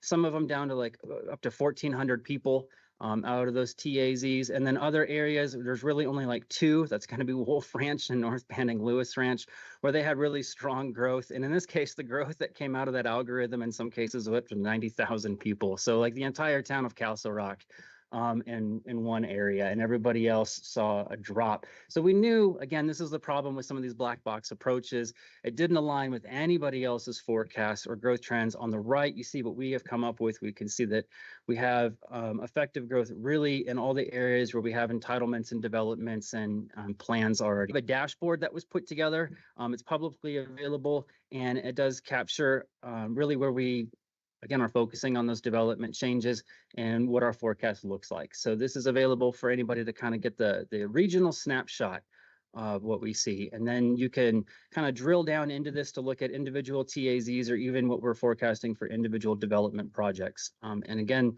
that gets updated. Typically, we meet with our planner forum about every 6 months. So like I mentioned, the last forum discussion items, we talked about Carmen Line and Amara. We talked about the Catalyst Campus for Technology and Innovation, the new 27-story high-rise that is proposed for downtown Colorado Springs. We have a regional visioning exercise that's taking shape here called Our Spacious Skies. And for the next meeting, we're going to be discussing some of the legislative impacts on land use planning that are going to impact all of our planners in the region. So again, the best part of this wasn't just, we think, a forecast that better represents all of our local government's own plans, but the fact that we have a nice collaborative planner forum that continues to meet, share ideas, and again, across jurisdictional boundaries, discuss topics that really impact all of us. Any questions? Yes, great. Brandy, I've watched her getting it. Go Brandy. I have no idea what you think was wrong with our black box approach. Obviously, it was spot on. I don't know how you slept and put all that information together. Was it just you, or was it you and 10 of your closest friends? Casey Hi. and I. You did a great job. Thank you. We're really proud of it. We think it turned out well. And again, I think what's great is the planner forum, because we have planners that have shown up even within the same jurisdiction that sometimes had never talked to each other or met each other. We always assumed maybe there was a lot more collaboration. It turns out there wasn't. Everybody was really siloed. We kind of assumed that Colorado Springs and Colorado Springs Utilities probably talked to. No, not at all. So when they meet together for the first time and they can share things. So when somebody says, well, we expect that, the developer really thinks that this is going to happen. And then Springs Utilities is there to say, well, we haven't even got permits for that. And there's no way anything's going to happen there until 2030 at the earliest. Like, that's great dialogue. And we like to have, again, the forum that kind of fosters that so everybody's on the same page and has an idea of what's going on even outside their own jurisdictional boundaries. So that's been the best part of it. And now people like what we've put together. So they've been really great to work with us and volunteer data and keep us in the loop. And with Wolf Ranch, yeah. Did I hear you? 2050? Well, that's what somebody thought. Because somebody told me that we're done. We've got that thing in the bag. So somewhere between tomorrow and 2050. We don't think by 2050 they're going to be done unless they get a massive. And here's the thing: is they look, and they say, well, logistics. Do you have the labor to increase it? So right now, if they've been averaging about 190 homes a year for the last 10 years, what's going to change on that? Are they really going to have the labor to bring that in, the resources and the logistics and everything to do it? And then with other developments coming online, so for example, Amara didn't come online as soon as everybody expected, but if Carmen Line does, then it's not like we see that there's going to be a big shift in labor and resources to be able to, again, increase their development. We're going to see it's probably going to go to some other areas. So that's why we like to meet, though, every 6 months. So if it finds out that Wolf Ranch and they start doing like 220 up to 250 homes a year, then we'll readjust. And that's why we want to keep working on this rather than just every 5 years. When the LRT comes around, we feel like we already have a good picture of what's happening. And then it doesn't feel like as big of a lift. Exactly. If you're already there, then it's not John going, okay, guys, get ready. This one's going to be fun. Right. It's really just, we've been doing this and all we have to do is update the last 6 months and we're done. Yep. So thanks, guys. This is impressive. Okay, that was the fastest presentation I've ever heard. Thank you. Okay, next item on the agenda is other reports. So the other reports are listed in your packet, and then we have our CDOT update. I will say while John Hall's coming up, the Statewide Transportation Advisory Committee met. There's a lot of funds that are getting cut in order to balance the state budget. So don't hold your breath on money. And John Leosato sent out the minutes, but multimodal, the revitalizing Main Streets has been put on hold. Your faster fees now go to help out the general fund, not transportation. That one really made me angry. MMOF, but all of the 2022 enterprise funds are enterprise funds, so they have to stay in transportation. But it's a very frustrating situation. CDOT took a lot of cuts. So, John, tell us what's going on. These are the good news. These are the fun. Good news is we do have active projects that are working and going. Really not a lot of change from what I briefed last time. 2 big projects active, of course, Powers and Airport, Fillmore to Garden of the Gods. Also 2 projects that have recently kind of kicked into gear. The 115 resurfacing Nelson Boulevard to Brookside. So some work not too far from here. We just started with some medium work on the north end. Should see some paving starting up on the south end in just the next week or so. Also the about a mile to one or half a mile to a mile north of 24 on 67 there in Woodland Park. That project reconstructing about a half-mile stretch there, drainage improvements, some auxiliary lane improvements, things like that. It's ongoing. For those who've driven, for example, like I've driven Powers Boulevard recently, you'll see some striping, particularly on that road, but rumble strip striping, signing projects throughout the region are ongoing. I'm sorry I didn't give you a new kind of fun fact this month. I'll try to give another one next month when I think we might be talking some 10-year project. What would be funded with the new 10-year list going forward next 4 years, or 27 to 30 in particular. And as you can see, I don't really have any kind of new projects planned, yet to really brief you guys on. So, but we'll start to put next year's projects on there for I think the coming slides, as we get into the late spring. Yep, go ahead, next slide, please. Central Front Range, I can just answer any questions if there are anything on projects. We still have a number active, but really most of them are wrapping up. 9 and 285, just kind of fun punch list stuff here in striping in the spring. The chain ups are really, they're done, although believe it or not, there's still a couple little ITS elements getting installed. Resurfacing in Fremont County way over there by Salida. Just some punch list structure work. 24 resurfacing just west of Woodland Park. Should be kicking off here in just the next month or so. And start to see some activity there. And resurfacing up by Bailey. So we're up by the Jefferson County line on 285. That project has kicked into gear just in the last week. Also going to see some timber bridges up in the mountains getting sister beams, right, where we attach some steel along with the wooden girders to reinforce them. Centerline rumble strips up there too, and I do have some planned future these are more like 25 or 26 projects up there that I can kind of lock in. 69 resurfacing, Texas Creek 24 resurfacing and passing lanes out east. Around Calhan, and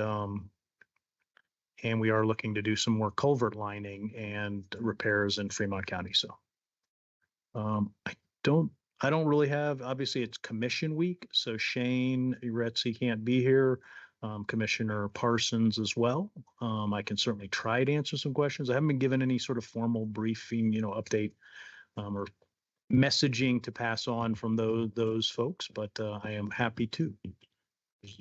Oh, and I have one other thing I would like to touch on though. So at the last meeting here, Mayors Case and Thompson, I think in particular, brought up some things where there were some questions about the ability of local forces to do anything within CDOT right of way. And I just wanted to say, I apologize for not kind of forwarding the chain onto you. I did do some research. I think the best way I could just say is, and I need to try to rush after this meeting, but I know John and Andy and everybody have my contact information. I know Mayor Thompson, you have my contact information. I'm happy to have it. All of you have my contact information. I think you can get it. I need to run to try to make a commitment to be up at the Greenland Overpass viewing that they're building up there. But there really shouldn't be that interaction. So I would love to, with any of your local agencies, if you feel like you're restricted from working on our right of way, certainly if there are lane closures involved that actually impact traffic, there, that might be a little bit different nuance, but the idea that you can't access our right of way, in fact, our interpretations of Colorado Revised statutes sometimes demand you work in our right of way, right? So please interact with me. I would love to help facilitate your forces just getting into contact with the right maintenance folks and our permit folks and stuff. I don't know if there's too much more to say here, but I think that's the best way to do it, is just help facilitate that. Thank you. I will just say that Colorado Springs council members, I had a conversation with Mayor Yimmy regarding the area between Cimarron and 31st Street on Highway 24. I mean, from 8th Street and 31st Street on Highway 24. Leaving Colorado Springs up to Woodland Park. It looks a little better. And I just was communicating from a citizen about the complaint about all the trash along there, and really significant amounts of trash along there. And he said that they weren't allowed to pick up trash in the CDOT right away. So if that's not the case, maybe he should be, let him know that that is open. Because I know we pick up around hour 24 through our area twice a year during our cleanups and pick up trash that are in that right of way. And so I just,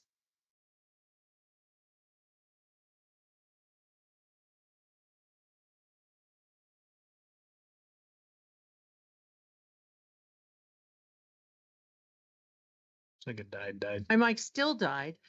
And so I just think that that's an opportunity that could be taken care of more often. So, Obviously, there are different programs too, the Adopt the Highway program, things of like course, that. sure.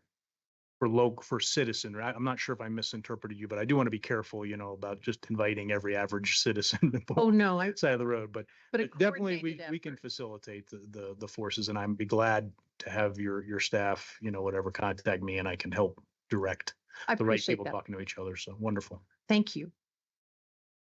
Council Member Williams. Thank you.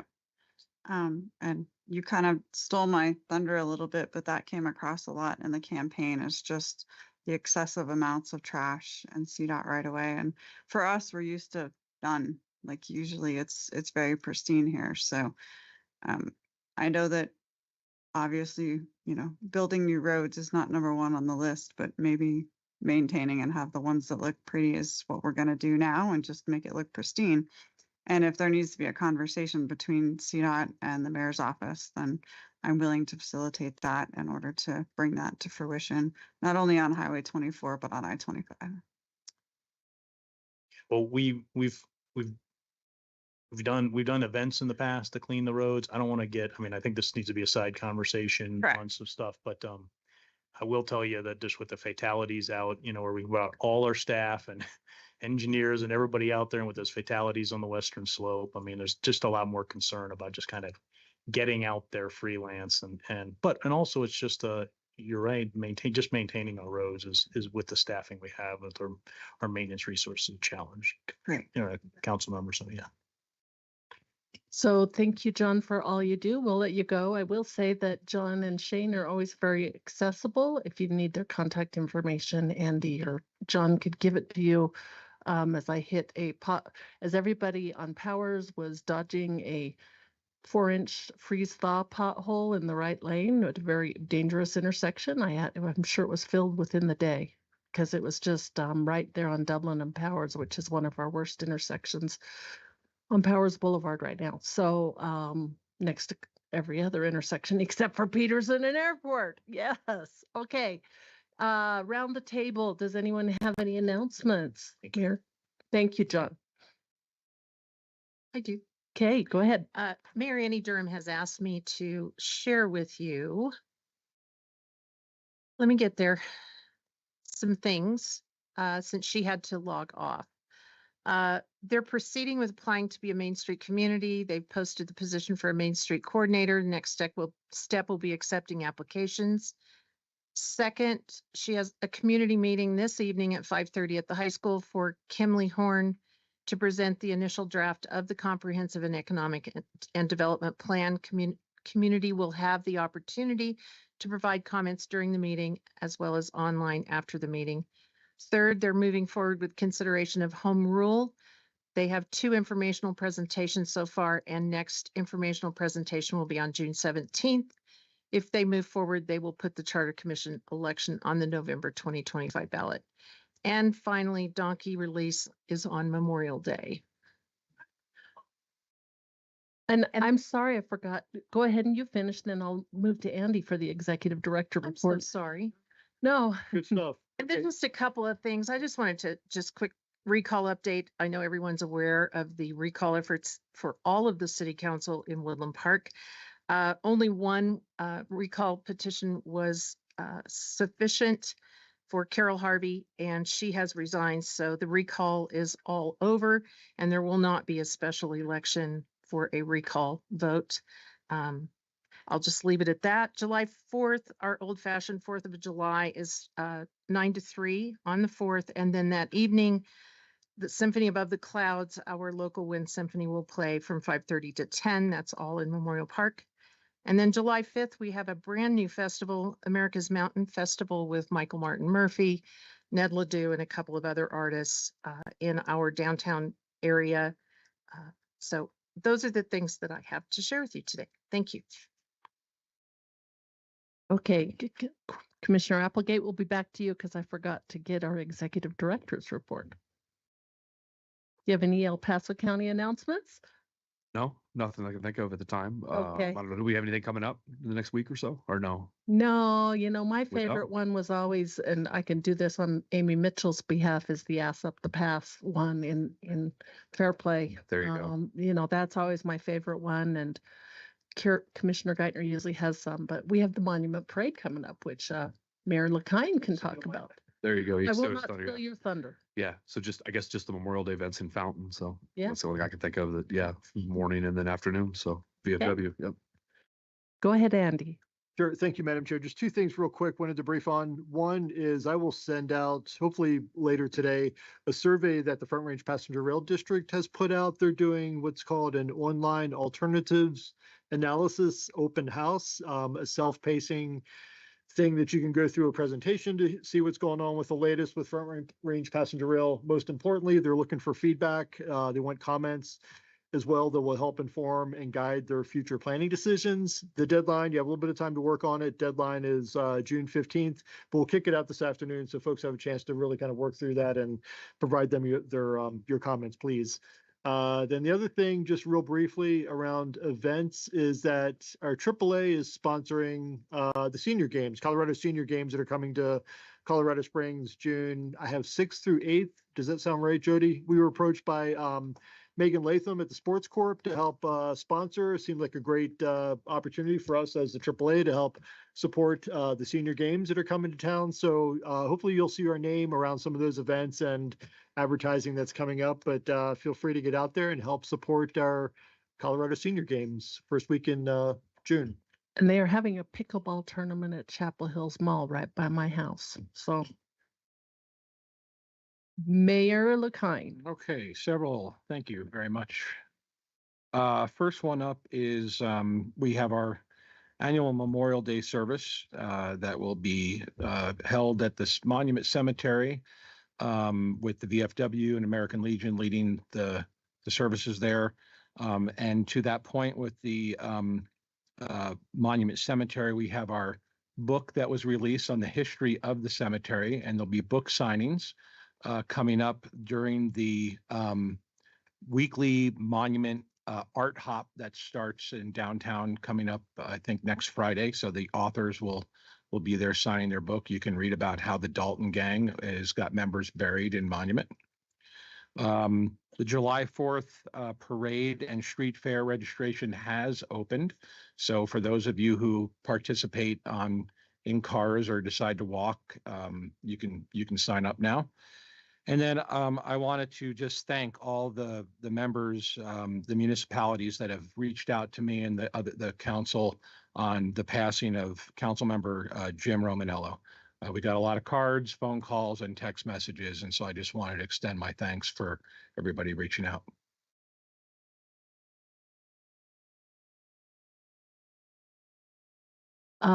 Mayor Graham, anything else other than your excitement this week?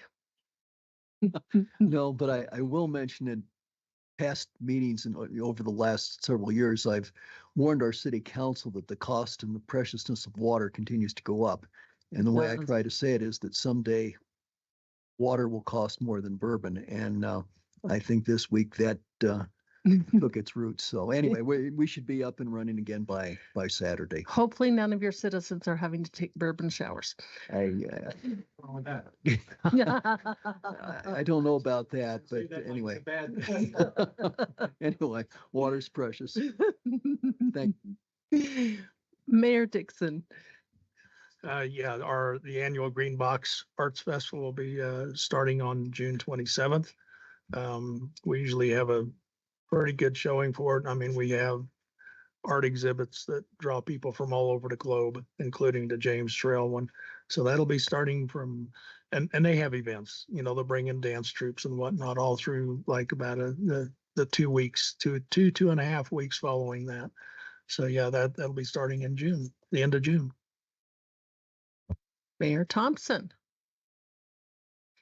Yeah, the event you were asking about earlier, the memorial event at Fort Carson is the 22nd at 10 o'clock in the morning. If you didn't get an invite, maybe you could talk to Mr. Ball and he can kind of help you figure out how to get on the Fort Carson list or something or whatever. So, all right. In our VFW, like Commissioner Applegate mentioned, you can come for pancakes, ceremony, and stay for lunch. So they got you covered.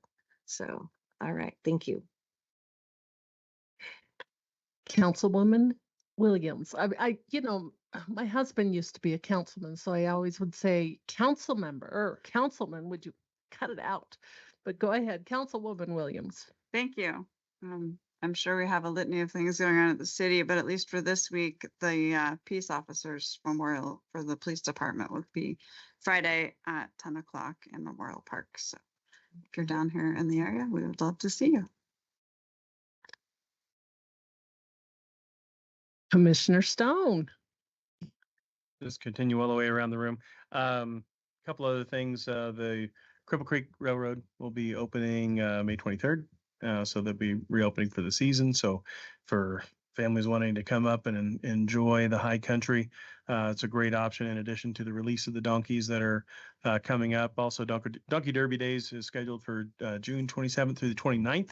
Another one of my favorites. Another favorite and a little closer than Get Your Ass Up the Pass, but does include asses. So we cover all those bases. Other